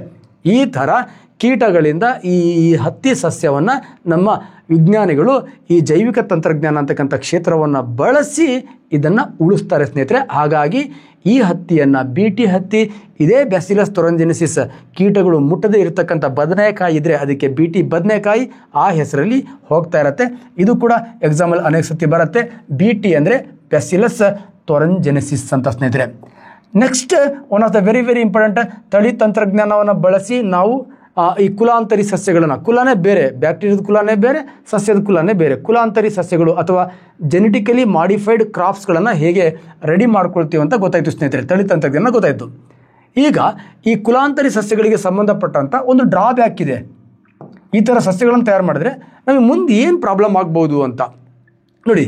ಈಗ ಕುಲಾಂತರಿ ಸಸ್ಯಗಳಿಗೆ ಸಂಬಂಧಪಟ್ಟಂತೆ ಈ ಕೆಳಕಂಡ ಯಾವ ಹೇಳಿಕೆ ಸರಿಯಲ್ಲ ಅಂತ ಹೇಳ್ತೇನೆ ನಾನು. ಕುಲಾಂತರಿ ಸಸ್ಯಗಳು ಅಂದರೆ ಒಂದು ಜೀವಿಯ DNA ಮತ್ತೊಂದು ಕುಲದ ಜೀವಿಯ DNAಗೆ ವರ್ಗಾವಣೆ ಮಾಡೋದು. ವರ್ಗಾವಣೆ ಮಾಡಿ ಆ ಜೀವಿಯಿಂದ ಹೊಸ ಹೊಸ ಉಪಯುಕ್ತ ಉತ್ಪನ್ನಗಳನ್ನು ಪಡಿತಕ್ಕಂಥದ್ದಕ್ಕೆ ಏನಂತ ಕರಿತೀವಿ ನಾವು? ಕುಲಾಂತರಿ ಸಸ್ಯಗಳು, ಟ್ರಾನ್ಸ್ಜೆನಿಕ್ ಪ್ಲ್ಯಾಂಟ್ಸ್ ಅಂತಲೂ ಕೂಡ ಕರಿತೀವಿ ಸ್ನೇಹಿತರೆ. ನೋಡಿ, ಈ ಥರ ಟ್ರಾನ್ಸ್ಜೆನಿಕ್ ಕುಲಾಂತರಿ ಸಸ್ಯಗಳೇನಿದೆ ಅವು ಹೆಚ್ಚು ಇಳುವರಿಯನ್ನು ಕೊಡುತ್ತೆ. That is the right. ಹೆಚ್ಚು ಇಳುವರಿಯನ್ನು ಕೊಡುತ್ತೆ, ರೈಟ್ ಇದೆ. ಸೊ ನೆಕ್ಸ್ಟ್, ಇವು ರೋಗ ನಿರೋಧಕ. ಎಸ್, ಬ್ಯಾಸಿಲಸ್ ತೊರಂಜಿನಿಸಿಸ್ ಅಂತಕ್ಕಂಥ ಬ್ಯಾಕ್ಟೀರಿಯಾದ DNA ಹೊಂದಿರೋದ್ರಿಂದ ಇವುಗಳಿಗೆ ರೋಗ ಬರೋದಿಲ್ಲ. ಇವುಗಳ ಬೀಜಗಳಲ್ಲಿ ಬಂಜೆತನ ಕಂಡು ಬರುತ್ತೆ. ಎಸ್, ನೋಡಿ, ಈ ಕುಲಾಂತರಿ ಸಸ್ಯಗಳಿಂದ ನಾವೇನು ಬಯೋಟೆಕ್ನಾಲಜಿ ಜೈವಿಕ ತಂತ್ರಜ್ಞಾನವನ್ನು ಬಳಸಿ ಒಂದು ಹೊಸ ಸಸ್ಯವನ್ನು ಉತ್ಪತ್ತಿ ಮಾಡ್ಕೋತೀವಲ್ಲ, ಇದರ ಡ್ರಾಬ್ಯಾಕ್ ಏನಪ್ಪ ಅಂದರೆ ಆ ಸಸ್ಯದ ಬೀಜಗಳು ಅಂತಹದೇ ಮತ್ತೊಂದು ಸಸ್ಯವನ್ನು ಹುಟ್ಟಿಸಲ್ಲ. ಹಾಗಾಗಿ ಬೀಜಗಳಲ್ಲಿ ಏನಿರುತ್ತೆ? ಇನ್ಫರ್ಟಿಲಿಟಿ ಇರುತ್ತೆ, ಬಂಜೆತನ ಇರುತ್ತೆ. ಇವುಗಳ ಸಂತತಿಯನ್ನು ಮುಂದುವರಿಸುತ್ತದೆ, ಇವುಗಳು ಸಂತತಿಯನ್ನು ಮುಂದುವರಿಸಲ್ಲ. ಯಾಕಂದರೆ ಬಂಜೆತನ ಇದ್ಮೇಲೆ ಸಂತತಿ ಮುಂದುವರಿಯಲ್ಲ. ಹಾಗಾಗಿ ಕುಲಾಂತರಿ ಸಸ್ಯಗಳಿಗೆ ಸಂಬಂಧಪಟ್ಟಂತೆ ತಪ್ಪಾದ ಹೇಳಿಕೆ ಯಾವುದಪ್ಪ ಅಂದರೆ ಇವು ತನ್ನ ಸಂತತಿಯನ್ನು ಮುಂದುವರಿಸುತ್ತೆ ಅಂತಕ್ಕಂಥದ್ದು ತಪ್ಪಾದ ಹೇಳಿಕೆ. ಅರ್ಥ ಆಗಿದೆ ಅಂತ ಅನ್ಕೋತೀನಿ ಸ್ನೇಹಿತರೆ. ಸೊ ನೆಕ್ಸ್ಟ್, DNA ಬೆರಳಚ್ಚು ತಂತ್ರಜ್ಞಾನಕ್ಕೆ ಸಂಬಂಧಪಟ್ಟಂತೆ, DNA ಫಿಂಗರ್ ಪ್ರಿಂಟಿಂಗ್ ಟೆಕ್ನಾಲಜಿ ಸಂಬಂಧಪಟ್ಟಂತೆ ಯಾವುದು ತಪ್ಪು ಹೇಳಿಕೆ ಅಥವಾ ಇದರಲ್ಲಿ ಏನು ಹೇಳಿಕೆ ಅಂತ ಸಂಬಂಧಪಟ್ಟಂತೆ ಏನು ಸರಿ ಇದೆಯೋ ತಪ್ಪಿದೆಯೋ ಆಪ್ಷನ್ ನೋಡಿ ಹೇಳಬೇಕು ಸ್ನೇಹಿತರೆ. ನಾವು ನೋಡಿ, ಈ DNA ಫಿಂಗರ್ ಪ್ರಿಂಟಿಂಗ್ ಟೆಕ್ನಾಲಜಿಗೆ ಸಂಬಂಧಪಟ್ಟಂತೆ ಈ 4 ಹೇಳಿಕೆಗಳು ಕೊಟ್ಟಿದ್ದಾನೆ. ಇದರಲ್ಲಿ 3 ಹೇಳಿಕೆ ಸರಿ ಇದೆಯಾ, 3 ತಪ್ಪಿದೆಯಾ, ಯಾವುದು ಸರಿ ಇದೆಯಾ ನೋಡೋಣ.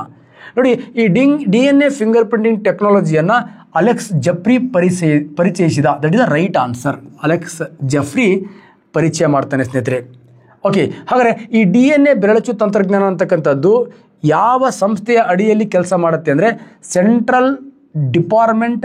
Central DNA finger printing diagnostic ಅಂತ ಕರಿತೀವಿ.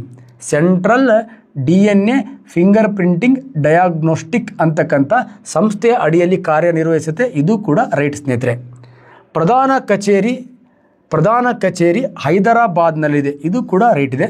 ತನಿಖೆಗಳಲ್ಲಿ ಅಪರಾಧಿಗಳಲ್ಲಿ ಪತ್ತೆ ಹಚ್ಚಲು ನೆರವಾಗತ್ತೆ. 4 ಕೂಡ ರೈಟ್ ಇದೆ. 4 ಗೊತ್ತಿತ್ತು ಅಂದರೆ ನಿಮಗೆ DNA ಫಿಂಗರ್ ಪ್ರಿಂಟಿಂಗ್ ಟೆಕ್ನಾಲಜಿ ಗೊತ್ತಾಗತ್ತೆ. ಕ್ಲಿಯರ್? 4 ರೈಟ್ ಇದೆ. ನೀವು ಬೇರೆ ಆನ್ಸರ್ ಸೇರಿಸ್ಬೋದು. ಸೊ ಹಾಗಾದರೆ DNA ಫಿಂಗರ್ ಪ್ರಿಂಟಿಂಗ್ ಟೆಕ್ನಾಲಜಿ ಇದು ಅಲೆಕ್ಸ್ ಜೆಫ್ರಿ ಬಳಸಿದ ಇದು CDFD ಅಂಡರಲ್ಲಿ ವರ್ಕ್ ಮಾಡುತ್ತೆ. ಇದರ ಮೇನ್ ಸೆಂಟರ್ ಹೈದರಾಬಾದಲ್ಲಿದೆ. ಇದು ಫೋರ್ಸೆನಿಕ್ ಸೈನ್ಸ್ಗಳಲ್ಲಿ ಬಳಸ್ತೀವಿ ಅಂತ ಗೊತ್ತಾಗಿದೆ. ಬಟ್ ಆದರೆ DNA ಫಿಂಗರ್ ಪ್ರಿಂಟಿಂಗ್ ಟೆಕ್ನಾಲಜಿ ಹೆಂಗೆ ಮಾಡ್ತಾರಂತ ಗೊತ್ತಿಲ್ವಲ್ಲ? ಸಿಂಪಲ್ ನೋಡಿ, ಈಗ DNA ಫಿಂಗರ್ ಪ್ರಿಂಟಿಂಗ್ ಟೆಕ್ನಾಲಜಿಯನ್ನು ಹೇಗೆ ಮಾಡ್ತಾರೆ ಅಂದರೆ, ಈ DNA ಫಿಂಗರ್ ಪ್ರಿಂಟಿಂಗ್ ಇದೆಯಲ್ವಾ, ಈಗ ಒಬ್ಬ ಅಪರಾಧಿ ಇದ್ದಾನೆ ಅಂತ ಅಂದ್ಕೊಳ್ಳಿ, ಒಬ್ಬ ಎಲ್ಲೋ ಒಂದು ಕ್ರೈಮ್ ನಡೆದಿರುತ್ತೆ. ನೋಡ್ಬೇಕಾದ್ರೆ ಅಲ್ಲಿ ಇನ್ವೆಸ್ಟಿಗೇಷನ್ ಮಾಡ್ತಾರೆ. ಇನ್ವೆಸ್ಟಿಗೇಷನ್ ಮಾಡಿದಾಗ ಅಲ್ಲೊಂದು ಸೆಲ್ ಸಿಗುತ್ತೆ. ಆ ಸೆಲ್ಲಲ್ಲಿ ದಡಿದ ನ್ಯೂಕ್ಲಿಯಸ್ ಇರುತ್ತೆ. ನ್ಯೂಕ್ಲಿಯಸ್ಸಲ್ಲಿರ್ತಕ್ಕಂಥ DNA ತಗೊಳ್ತಾರೆ. ಕ್ಲಿಯರ್? DNA ತಗೊಳ್ತಾರೆ. ಈ ನ್ಯೂಕ್ಲಿಯಸ್ಸಲ್ಲಿರ್ತಕ್ಕಂಥ DNA ಒಂದು ಬ್ಯೂಟಿಫುಲ್ ಒಂದು ಸ್ಲ್ಯಾಬ್ ಇರುತ್ತೆ. ಆ ಸ್ಲ್ಯಾಬ್ಗೆ ನಾವು ಕರಿತೀವಿ ಎಲೆಕ್ಟ್ರೋಫೋರೆಸಿಸ್ ಸ್ಲ್ಯಾಬ್ ಅಂತ ಕರಿತೀವಿ. ಆ ಎಲೆಕ್ಟ್ರೋಫ್ಲೋರೆಸಿಸ್ ಸ್ಲ್ಯಾಬಲ್ಲಿ ಯಾರು ನಮಗೆ ಆ ವ್ಯಕ್ತಿ ಮೇಲೆ ಅನುಮಾನ ಇರುತ್ತೋ ಅವನ ಜೀವಕೋಶದಲ್ಲಿರ್ತಕ್ಕಂಥ DNA ತಗೊಳ್ತೀವಿ ನಾವು. DNA ತಗೊಂಡು ಎಲೆಕ್ಟ್ರೋಫೋರೆಸಿಸ್ ಸ್ಲ್ಯಾಬ್ನ ಮೇಲೆ ಇಡ್ತೀವಿ. ಸ್ಲ್ಯಾಬ್ನ ಮೇಲೆ ಇಟ್ಟು ಕೆಲವೊಂದು ಕಿಣ್ವಗಳನ್ನು ಎಂಜೈಮ್ಸ್ಗಳನ್ನು ಬಳಸಿ ಏನು ಮಾಡ್ತೀವಿ, ಅವುಗಳನ್ನು ತುಂಡುಗಳನ್ನಾಗಿ ವಿಭಜನೆ ಮಾಡ್ತೀವಿ. ಆ ತುಂಡುಗಳನ್ನಾಗಿ ವಿಭಜನೆ ಮಾಡಿ ಇದಕ್ಕೆ ನಾವೇನು ಮಾಡ್ತೀವಿ, ಕರೆಂಟನ್ನು ಪಾಸ್ ಮಾಡ್ತೀವಿ, ಎಲೆಕ್ಟ್ರಿಸಿಟಿಯನ್ನು ಪಾಸ್ ಮಾಡ್ತೀವಿ. ಪಾಸ್ ಮಾಡಿದಾಗ ಈ ತುಂಡುಗಳೇನಾಗ್ತಾವೆ, ಚಲಿಸ್ತಾವೆ. ಆ ಸ್ಲ್ಯಾಬ್ನ ಮೇಲೆ, ಎಲೆಕ್ಟ್ರೋಫೋರೆಸಿಸ್ ಸ್ಲ್ಯಾಬ್ನ ಮೇಲೆ ಚಲಿಸ್ತಾವೆ. ಈ ಥರ ತುಂಡುಗಳಾಗಬೇಕಾದ್ರೆ ಕೆಲವೊಂದು ದೊಡ್ಡ ತುಂಡುಗಳಾಗ್ತವೆ, ಕೆಲವೊಂದು ಸಣ್ಣ ತುಂಡುಗಳಾಗ್ತವೆ. ದೊಡ್ಡ ತುಂಡುಗಳು ನಿಧಾನವಾಗಿ ಚಲಿಸ್ತಾವೆ, ಸಣ್ಣ ತುಂಡುಗಳು ವೇಗವಾಗಿ ಚಲಿಸ್ತಾವೆ. ಈ ತುಂಡುಗಳು ಚಲಿಸಬೇಕಾದ್ರೆ ಈ ಎಲೆಕ್ಟ್ರೋಫೋರೆಸಿಸ್ ಸ್ಲ್ಯಾಬ್ನ ಮೇಲೆ ಕೆಲವೊಂದು ನಮ್ಮ ಬೆರಳಲ್ಲಿರ್ತಕ್ಕಂಥ ಗೆರೆಗಳಿದೆಯಲ್ವಾ, ಆ ಥರ ಗೆರೆಗಳನ್ನು ಉಂಟು ಮಾಡುತ್ತೆ. ಈ ಗೆರೆಗಳ ಆಧಾರದ ಮೇಲೆ ಕಳ್ಳ ಯಾರು, ಆ ವ್ಯಕ್ತಿ ಯಾರು ಅನ್ನೋದನ್ನು ನಾವೇನು ಮಾಡ್ತೀವಿ, ಐಡೆಂಟಿಫೈ ಮಾಡ್ತೀವಿ. ಈ ಥರ ಐಡೆಂಟಿಫೈ ಮಾಡ್ತಕ್ಕಂತಹ ಈ ಒಂದು ತಂತ್ರಜ್ಞಾನಕ್ಕೆ ನಾವೇನಂತ ಕರಿತೀವಿ, DNA ಬೆರಳಚ್ಚು ತಂತ್ರಜ್ಞಾನ ಅಂತ ಕರಿತೀವಿ ಸ್ನೇಹಿತರೆ. ಈ ಥರ DNA ಬೆರಳಚ್ಚು ತಂತ್ರಜ್ಞಾನದ ಆಧಾರದ ಮೇಲೆ ಜೀವಿಗಳಲ್ಲಿರ್ತಕ್ಕಂಥ ಸಾಮ್ಯತೆಯನ್ನು ಪತ್ತೆ ಹಚ್ತೀವಿ, ಜೀವಿಗಳಲ್ಲಿರ್ತಕ್ಕಂಥ ವೈವಿಧ್ಯತೆಯನ್ನು ಪತ್ತೆ ಹಚ್ತೀವಿ. ಅಥವಾ ಅಪರಾಧ ತನಿಖೆಗಳಲ್ಲಿ ಸಾಮಾನ್ಯವಾಗಿ ನಾವು ಯಾವುದನ್ನು ಬಳಸ್ತೀವಿ, DNA ಫಿಂಗರ್ ಪ್ರಿಂಟಿಂಗ್ ಟೆಕ್ನಾಲಜಿಯನ್ನು ಬಳಸ್ತೀವಿ. ನೋಡಿ, ಮತ್ತೆ ನಮ್ಮ ಬ್ಯೂಟಿಫುಲ್ ಆಗಿರ್ತಕ್ಕಂಥ ಬಯೋಟೆಕ್ನಾಲಜಿ, ಈಗ ತಳಿ ತಂತ್ರಜ್ಞಾನ ಆಯಿತು, next DNA finger printing technology ಆಯಿತು. ಈಗ ಎಲ್ಲಿಗೆ ಬರ್ತೀವಿ ಅಂದರೆ ಅಂಗಾಂಶ ಕೃಷಿಗೆ ಬರ್ತೀವಿ, ನಾವು ಟಿಶ್ಯೂ ಕಲ್ಚರ್ಗೆ ಬರ್ತೀವಿ. ಆದರೆ ಈ ಟಿಶ್ಯೂ ಕಲ್ಚರ್ ಅಂತಕ್ಕಂಥದ್ದು ಯಾವ ತತ್ವದ ಆಧಾರದ ಮೇಲೆ ಇದೆ?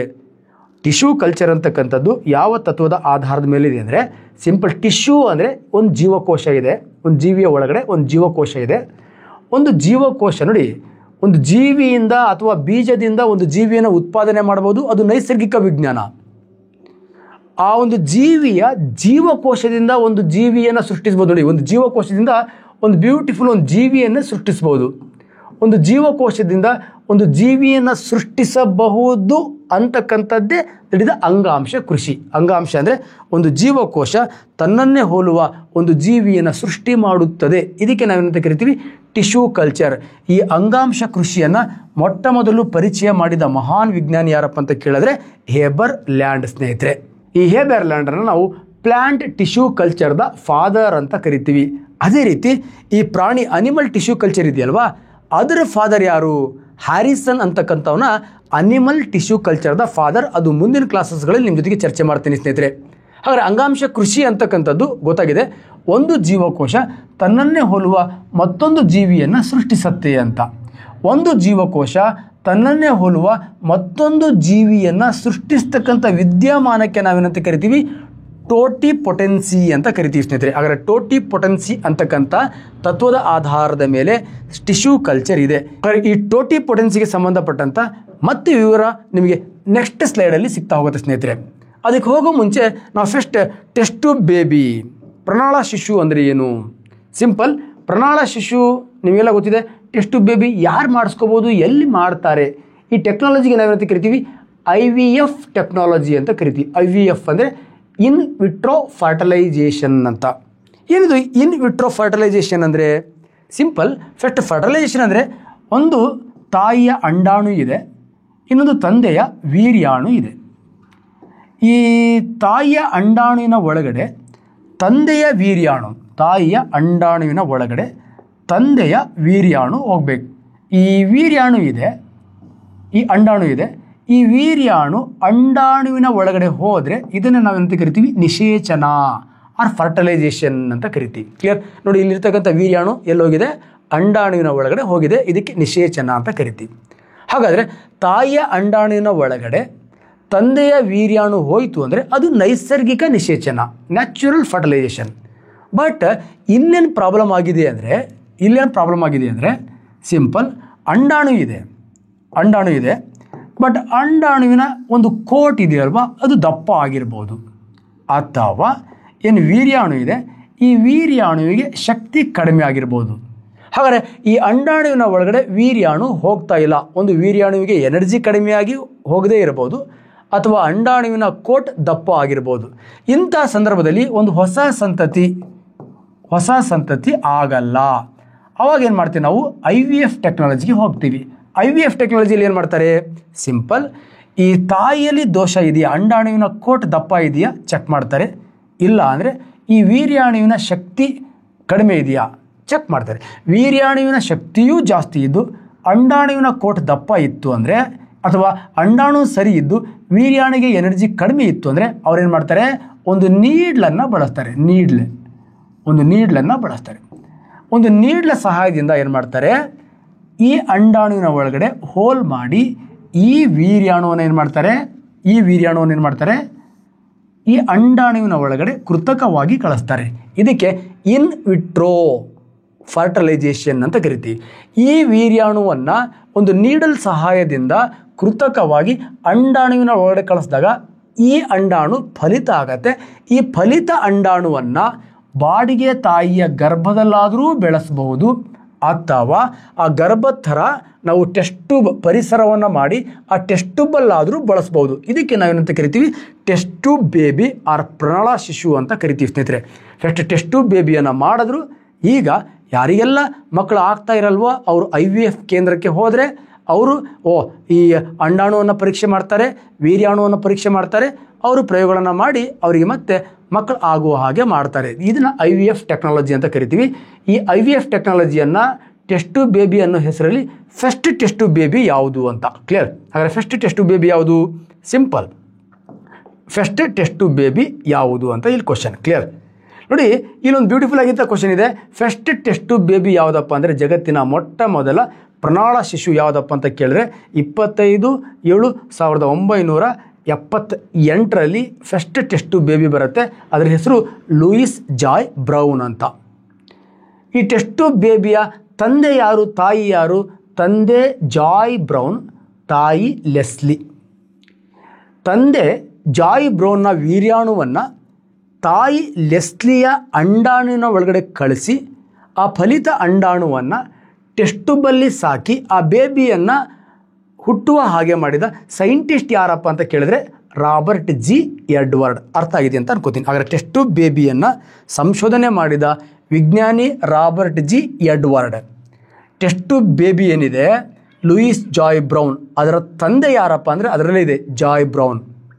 ಆ ಲೂಯಿಸ್ ಜಾಯ್ ಬ್ರೌನ್ ಅಂತಕ್ಕಂಥ ಟೆಸ್ಟ್ ಟ್ಯೂಬ್ ಬೇಬಿ ಇದೆಯಲ್ವಾ, ಅದರ ತಾಯಿ ಯಾರಪ್ಪ ಅಂತ ಕೇಳಿದ್ರೆ ಲೆಸ್ಲಿ. ಹಾಗಾದರೆ ಭಾರತದಲ್ಲಿ ಟೆಸ್ಟ್ ಟ್ಯೂಬ್ ಬೇಬಿಯನ್ನು ಮಾಡಲಿಲ್ವಾ?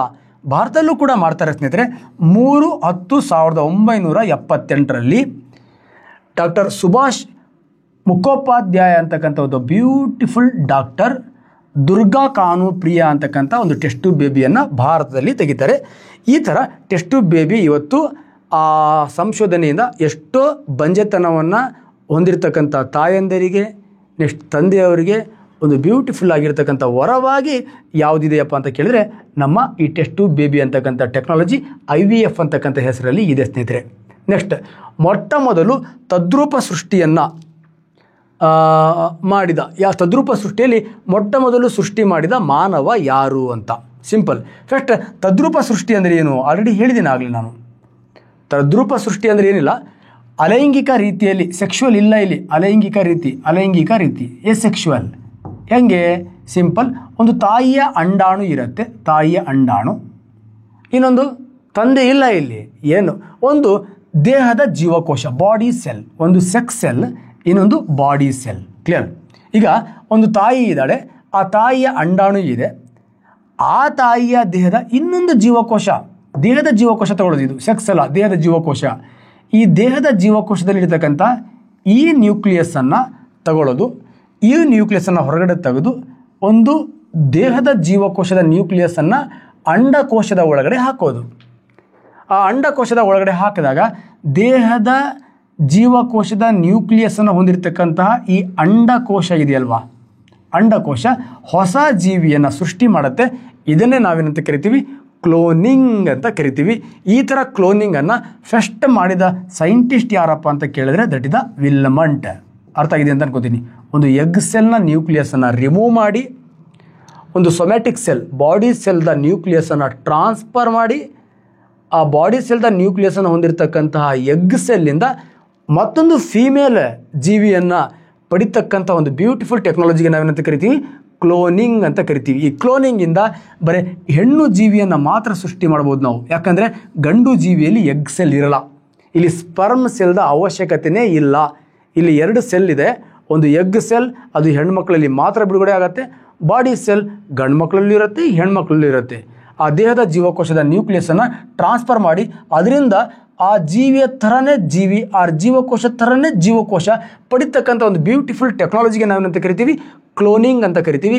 ಈ ಥರ ಕ್ಲೋನಿಂಗಲ್ಲಿ ಸೃಷ್ಟಿ ಮಾಡಿದ ಮೊದಲ ಮಾನವ ಯಾರಪ್ಪ ಅಂತ ಕೇಳಿದ್ರೆ ಇವು ಮೊದಲ ಮಾನವ. ನೋಡಿ, ತದ್ರೂಪ ಸೃಷ್ಟಿ 1997ರಲ್ಲಾಗತ್ತೆ. ಇವು ತದ್ರೂಪ ಸೃಷ್ಟಿ ಆವಾಗ ಕ್ಲೋನಿಂಗ್. ಹಾಗಾದರೆ ಫಸ್ಟ್ ತದ್ರೂಪ ಸೃಷ್ಟಿ 1997ರಲ್ಲಾಗತ್ತೆ. ಯಾವುದು ಅಂದರೆ ಡಾಲಿ. ಆ ಡಾಲಿ ಹೆಸರೇನಪ್ಪ ಅಂದರೆ ದಟ್ ಈಸ್ ಕುರಿ. ಈ ಕುರಿ ಅನ್ನೋದನ್ನು ತದ್ರೂಪ ಸೃಷ್ಟಿಯಲ್ಲಿ ಸೃಷ್ಟಿ ಮಾಡ್ತಾರೆ, ಅದಕ್ಕೆ ಡಾಲಿ ಅಂತ ಹೆಸರು ಹೇಳ್ತಾರೆ. ನೆಕ್ಸ್ಟ್ ಹಂದಿಯನ್ನು ಸೃಷ್ಟಿ ಮಾಡ್ತಾರೆ, ಹಂದಿಯನ್ನು ಪಾಲಿ ಅನ್ನೋ ಹೆಸರಲ್ಲಿ ಕರೀತಾರೆ. ನೆಕ್ಸ್ಟ್ ಮನುಷ್ಯನನ್ನು ಸೃಷ್ಟಿ ಮಾಡ್ತಾರೆ, ಮನುಷ್ಯನನ್ನು ಈವ್ ಅನ್ನೋ ಹೆಸರನ್ನು ಇಡ್ತಾರೆ. ಕ್ಲಿಯರ್? ಈ ಥರ ಕ್ಲೋನಿಂಗ್ ಅನೇಕ ಜೀವಿಗಳ ಮೇಲೆ ಪ್ರಯೋಗಗಳನ್ನು ಆಗತ್ತೆ. ಆದರೆ ಭಾರತದವರು ಕ್ಲೋನಿಂಗ್ ಮಾಡಿಲ್ವಾ? ಭಾರತದವರು ಕ್ಲೋನಿಂಗ್ ಮಾಡ್ತಾರೆ, ಎಮ್ಮೆ ಮೇಲೆ ಕ್ಲೋನಿಂಗನ್ನು ಮಾಡ್ತಾರೆ. ಆ ಎಮ್ಮೆಗಳ ಹೆಸರೇನಪ್ಪ ಅಂದರೆ ಒಂದು ಸಂರೂಪ. ಇದನ್ನು ಕ್ಲೋನಿಂಗ್ ಮಾಡಿ ಕೆಲವೇ ಕ್ಷಣಗಳಲ್ಲಿ ಸಾಯತ್ತೆ. ನೆಕ್ಸ್ಟ್ ಗರಿಮಾ ಅಂತಕ್ಕಂಥ ಎಮ್ಮೆ, ಇದು 2 ವರ್ಷ ಬದುಕತ್ತೆ, ಆಮೇಲೆ ಸಾಯತ್ತೆ. ಈಗ ಸಿರ್ಬ್ ಗೌರವ್ ಅಂತಕ್ಕಂಥ ಒಂದು ಬ್ಯೂಟಿಫುಲ್ ಆಗಿರ್ತಕ್ಕಂಥ ಕ್ಲೋನಿಂಗಿಂದ ತಯಾರಿಸಿರ್ತಕ್ಕಂಥ, ಕ್ಲೋನಿಂಗಿಂದ ಮಾಡಿರ್ತಕ್ಕಂಥ ಎಮ್ಮೆ, ಈಗಲೂ ಕೂಡ ಜೀವ ಇದೆ. ಈ ಥರ ಕ್ಲೋನಿಂಗಿಂದನೂ ಕೂಡ ನಾವು ಜೀವಿಗಳನ್ನು ಏನು ಮಾಡ್ತೀವಿ, ಸೃಷ್ಟಿ ಮಾಡ್ತಾ ಹೋಗ್ತೀವಿ. ಬಟ್ ಈ ಕ್ಲೋನಿಂಗ್ ಒಂದು ವಿಶೇಷವಾಗಿರ್ತಕ್ಕಂಥ ಟೆಕ್ನಾಲಜಿ. ಇಲ್ಲಿ ಅಂಡಾಣುವಿನ ವಿಶೇಷತೆ ಇದೆ. ಹಾಗಾಗಿ ಒಂದು ತಾಯಿ ಒಂದು ಜೀವವನ್ನು ಸೃಷ್ಟಿ ಮಾಡ್ತಾಳೆ, ಬಟ್ ಒಬ್ಬ ತಂದೆ ತನ್ನನ್ನೇ ಹೋಲ್ತಕ್ಕಂಥ ಒಂದು ಜೀವವನ್ನು ಸೃಷ್ಟಿ ಮಾಡ್ತಕ್ಕಂಥ ಕೆಪಾಸಿಟಿ ಇಲ್ಲ ಅಂತ ಎಲ್ಲಿ ಪ್ರೂವ್ ಆಗುತ್ತೆ? ತಾಯಿಯೇ ಸೃಷ್ಟಿಕರ್ತೆ ಅಂತ ಎಲ್ಲಿ ಪ್ರೂವ್ ಆಗುತ್ತೆ ಅಂದರೆ ಈ ಕ್ಲೋನಿಂಗಲ್ಲಿ ಪ್ರೂವ್ ಆಗುತ್ತೆ ಸ್ನೇಹಿತರೆ. So next one of the very very important concept it is stem cells ಅಂತ, ಕಾಂಡಕೋಶಗಳು ಅಂತ ಕರಿತೀವಿ. ಈಗ ನಮ್ಮ ದೇಹದಲ್ಲಿ ಕೆಲವೊಂದು ಜೀವಕೋಶಗಳಿದೆ. ಆ ಜೀವಕೋಶಗಳೇನಿದೆ ಅಂದರೆ ಆ ಜೀವಕೋಶಗಳಿಗೆ ತನ್ನದೇ ಆಗಿರ್ತಕ್ಕಂತಹ ವಿಶೇಷವಾಗಿರ್ತಕ್ಕಂಥ ಕಾರ್ಯವನ್ನು ಮಾಡ್ತಕ್ಕಂಥ ಶಕ್ತಿ ಇಲ್ಲ. ಆ ಜೀವಕೋಶಗಳನ್ನು ಯಾವುದೇ ರೀತಿಯ ಕಾರ್ಯಗಳನ್ನು ಮಾಡುವ ಹಾಗೆ ಬದಲಾವಣೆ ಮಾಡಬಹುದು. ಯಾವುದೇ ರೀತಿಯ ಕಾರ್ಯಗಳನ್ನು ಮಾಡುವ ಹಾಗೆ ಬದಲಾವಣೆ ಮಾಡಬಹುದಾದ ಜೀವಕೋಶಗಳಿಗೆ ನಾವೇನಂತ ಕರಿತೀವಿ, ಕಾಂಡಕೋಶಗಳು ಅಂತ ಕರಿತೀವಿ, ಸ್ಟೆಮ್ ಸೆಲ್ಸ್ ಅಂತ ಕರಿತೀವಿ ಸ್ನೇಹಿತರೆ. ಈ ಸ್ಟೆಮ್ ಸೆಲ್ಸಲ್ಲಿ ನಮಗೆ 4 ಟೈಪ್ಸ್ ಬರುತ್ತೆ. ಒಂದು ಟೋಟಿಪೊಟೆಂಟ್ ಸ್ಟೆಮ್ ಸೆಲ್ಸ್, ಇನ್ನೊಂದು ಪ್ಲೂರೋಪೊಟೆಂಟ್ ಸ್ಟೆಮ್ ಸೆಲ್ಸ್, ಇನ್ನೊಂದು ಮಲ್ಟಿಪೊಟೆಂಟ್ ಸ್ಟೆಮ್ ಸೆಲ್ಸ್, ಇನ್ನೊಂದು ಯೂನಿಪೊಟೆಂಟ್ ಸ್ಟೆಮ್ ಸೆಲ್ಸ್ ಅಂತ. ಸಿಂಪಲ್. ಈ ಸ್ಟೆಮ್ ಸೆಲ್ಸ್ ಅಂತಕ್ಕಂಥ ಕಾನ್ಸೆಪ್ಟನ್ನು ಕೊಟ್ಟಂತಹ ಸೈಂಟಿಸ್ಟ್ ಯಾರಪ್ಪ ಅಂತ ಕೇಳಿದ್ರೆ ಅರ್ನೆಸ್ಟ್ ಎ ಕಲ್ಲಾಚ್ ಮತ್ತು ಜೇಮ್ಸ್ ಇಟಲ್. ಯಾವಾಗ ಅಂದರೆ 1960ರಲ್ಲಿ ಈ ಕಾನ್ಸೆಪ್ಟನ್ನು ಕೊಡ್ತಾರೆ. ಆದರೆ ಟೋಟಿಪೊಟೆಂಟ್ ಅಂದರೆ ಹೇಳಿದ್ದೀನಿ ನಾನು, ಸಿಂಪಲ್. ಒಂದು ಜೀವಕೋಶದಿಂದ ತನ್ನನ್ನೇ ಹೋಲುವ ಒಂದು ಜೀವಿಯನ್ನು ಸೃಷ್ಟಿ ಮಾಡ್ತಕ್ಕಂಥದ್ದು, ತನ್ನನ್ನೇ ಹೋಲುವ ಒಂದು ಜೀವಿಯನ್ನು ಸೃಷ್ಟಿ ಮಾಡ್ತಕ್ಕಂಥದ್ದು. ಪ್ಲೂರೋಪೊಟೆಂಟ್ ಅಂದರೆ ಒಂದು ಜೀವಕೋಶವನ್ನು ಬಳಸಿ ನಮಗೆ ಬೇಕಾಗಿರ್ತಕ್ಕಂತಹ ಜೀವಿಯನ್ನು ಸೃಷ್ಟಿ ಮಾಡ್ತಕ್ಕಂಥದ್ದು, ಬೇಕಾಗಿರ್ತಕ್ಕಂಥ ಜೀವಿಗಳನ್ನು ಸೃಷ್ಟಿ ಮಾಡೋದು, ದಟ್ ಇಸ್ ಪ್ಲೂರೋಪೊಟೆಂಟ್ ಅಂತ ಕರಿತೀವಿ. ಮಲ್ಟಿಪೊಟೆಂಟ್ ಅಂದರೆ ಒಂದು ಜೀವಕೋಶವನ್ನು ಬಳಸ್ಕೊಂಡು ಒಂದು ಅಂಗಾಂಶವನ್ನು ಸೃಷ್ಟಿ ಮಾಡೋದು, ಒಂದು ಅಂಗಾಂಶವನ್ನು, ಒಂದು ಅಂಗಾಂಶವನ್ನು ಅಥವಾ ಬೇಕಾದ ಅಂಗಾಂಶಗಳನ್ನು ಸೃಷ್ಟಿ ಮಾಡ್ತಕ್ಕಂಥದ್ದಕ್ಕೆ ನಾವು ಅಂತ ಕರಿತೀವಿ ಮಲ್ಟಿಪೊಟೆಂಟ್ ಅಂತ ಕರಿತೀವಿ. ಯೂನಿಪೊಟೆಂಟ್ ಅಂದರೆ ಒಂದು ಜೀವಕೋಶವನ್ನು ಬಳಸ್ಕೊಂಡು ತನ್ನನ್ನೇ ಹೋಲುವ ಮತ್ತೊಂದು ಜೀವಕೋಶವನ್ನು ಸೃಷ್ಟಿ ಮಾಡೋದು, ಇದಕ್ಕೆ ಏನಂತ ಕರಿತೀವಿ ಯೂನಿಪೊಟೆಂಟ್ ಸ್ಟೆಮ್ ಸೆಲ್ಸ್ ಅಂತ ಕರಿತೀವಿ. ಸ್ಟೆಮ್ ಸೆಲ್ಸ್ ಅಂದರೆ ನಮಗೆ ಬೇಕಾಗಿರ್ತಕ್ಕಂಥ ಜೀವಕೋಶಗಳನ್ನು ಸೃಷ್ಟಿ ಮಾಡ್ತಕ್ಕಂಥ ಕೋಶಗಳಿಗೆ ಕಾಂಡಕೋಶಗಳು ಅಂತ ಕರಿತೀವಿ. ಕಾಂಡಕೋಶಗಳಿಂದ ಜೀವಿ ಸೃಷ್ಟಿ ಮಾಡಿದ್ರೆ ಟೋಟಿಪೊಟೆಂಟ್, ಕಾಂಡಕೋಶಗಳಿಂದ ಬೇಕಾದಷ್ಟು ಜೀವಿಗಳನ್ನ ಸೃಷ್ಟಿ ಮಾಡಿದ್ರೆ ಪ್ಲೂರಿಪೊಟೆಂಟ್, ಕಾಂಡಕೋಶದಿಂದ ಬೇಕಾದ ಅಂಗಾಂಶಗಳನ್ನು ಸೃಷ್ಟಿ ಮಾಡಿದ್ರೆ ಮಲ್ಟಿಪೊಟೆಂಟ್ ಕಾಂಡಕೋಶದಿಂದ ತನ್ನನ್ನೇ ಹೋಲುವ ಮತ್ತೊಂದು ಕೋಶವನ್ನು ಸೃಷ್ಟಿ ಮಾಡಿದ್ರೆ ಅದಕ್ಕೆ ನಾವೇನಂತ ಕರಿತೀವಿ ಯೂನಿಪೊಟೆಂಟ್ ಅಂತ ಕರಿತೀವಿ ಸ್ನೇಹಿತರೆ. ಇದರ ಮೇಲೆ ಕಾಂಡಕೋಶಗಳ ಮೇಲೆ ನಮಗೆ ಬೇಕಾಗಿರ್ತಕ್ಕಂಥ ಅಂಗಗಳನ್ನು ನಾವು ಈಗ ಬೆಳೆಸ್ಕೊಂಡು ಆ ರೋಗಗಳಿಂದ ಹೊರಬರ್ತಕ್ಕಂಥ ತಂತ್ರಜ್ಞಾನವನ್ನು ಕಂಡುಕೊಂಡಿದ್ದೀವಿ ಸ್ನೇಹಿತರೆ. ನೆಕ್ಸ್ಟ್ HGT ಮಾನವನ ಗುಣಾಣು ಚಿಕಿತ್ಸೆ, ಹ್ಯೂಮ್ಯಾನ್ ಜೀನ್ ಥೆರಪಿ ಅಂದರೆ ಏನು? ಇದೊಂದು ಬ್ಯೂಟಿಫುಲ್ ಆಗಿರ್ತಕ್ಕಂಥ ಕಾನ್ಸೆಪ್ಟ್. ಏನು ಹ್ಯೂಮ್ಯಾನ್ ಜೀನ್ ಥೆರಪಿ? ನೋಡಿ, ಒಂದು ತಂದೆಗೆ ರೋಗ ಇರುತ್ತೆ, ಯಾವುದೊಂದು ರೋಗ ಇರುತ್ತೆ, ಕ್ಯಾನ್ಸರ್ ರೋಗ ಇರುತ್ತೆ, ತಾಯಿಗೂ ಕ್ಯಾನ್ಸರ್ ರೋಗ ಇರುತ್ತೆ, ಕೋಟಿಗಟ್ಟಲೆ ದುಡ್ಡಿರುತ್ತೆ, ಬಟ್ ಮಗುವಿಗೆ ಕ್ಯಾನ್ಸರ್ ರೋಗ ಬರಬಾರ್ದು ಅಂದರೆ ತಾಯಿಯ ಭ್ರೂಣದಲ್ಲೇ ಆ ಕ್ಯಾನ್ಸರ್ಗೆ ಕಾರಣವಾಗಿರ್ತಕ್ಕಂತಹ ಗುಣವನ್ನು ಹೊಂದಿರತಕ್ಕಂಥ DNA ಬದಲಾವಣೆ ಮಾಡೋದು. ತಾಯಿಯ ಭ್ರೂಣದಲ್ಲೇ ನಮಗೆ ಬೇಡವಾಗಿರ್ತಕ್ಕಂಥ ಆ ರೋಗಗ್ರಸ್ತ DNA ತುಣುಕನ್ನು ಚೇಂಜ್ ಮಾಡಿ ಜೀನ್ ಟೆಕ್ನಾಲಜಿ ಮಾಡಿ ರೋಗ ಮುಕ್ತ ಮಗುವನ್ನು ಪಡಿತಕ್ಕಂಥ ಒಂದು ಬ್ಯೂಟಿಫುಲ್ ತಂತ್ರಜ್ಞಾನಕ್ಕೆ ನಾವಂತ ಕರಿತೀವಿ ಹ್ಯೂಮ್ಯಾನ್ ಜೀನ್ ಥೆರಪಿ ಅಂತ ಕರಿತೀವಿ. ಹ್ಯೂಮ್ಯಾನ್ ಜೀನ್ ಥೆರಪಿ ಅಂದರೆ ಏನಿಲ್ಲ, ತಾಯಿಯ ಗರ್ಭದಲ್ಲೇ ಆ DNA ಬದಲಾವಣೆ ಮಾಡಿ ಆ ರೋಗಗ್ರಸ್ತ ಅಥವಾ ಏನು ಆ ಪ್ರಾಬ್ಲಮ್ ಇದೆ ಆ ಪ್ರಾಬ್ಲಮ್ ಇಲ್ಲದೆ ಇರತಕ್ಕಂಥ ಔಟ್ಪುಟ್ಟನ್ನು ಪಡಿತಕ್ಕಂಥ ಒಂದು ಬ್ಯೂಟಿಫುಲ್ ಚಿಕಿತ್ಸೆಗೆ ನಾವೇನಂತ ಕರಿತೀವಿ ಹ್ಯೂಮ್ಯಾನ್ ಜೀನ್ ಥೆರಪಿ ಅಂತ ಕರಿತೀವಿ. ಈ ಹ್ಯೂಮ್ಯಾನ್ ಜೀನ್ ಥೆರಪಿಯನ್ನು ಕೊಟ್ಟಂಥ ಮಹಾನ್ ಸೈಂಟಿಸ್ಟ್ ಯಾರಪ್ಪ ಅಂತ ಕೇಳಿದ್ರೆ ಫ್ರೆಂಚ್ ಆಂಡರ್ಸನ್. ಇವನು ಹ್ಯೂಮ್ಯಾನ್ ಜೀನ್ ಥೆರಪಿ ಅಂತಕ್ಕಂಥ ಒಂದು ಕಾನ್ಸೆಪ್ಟನ್ನು ಕೊಡ್ತಾನೆ ಸ್ನೇಹಿತರೆ.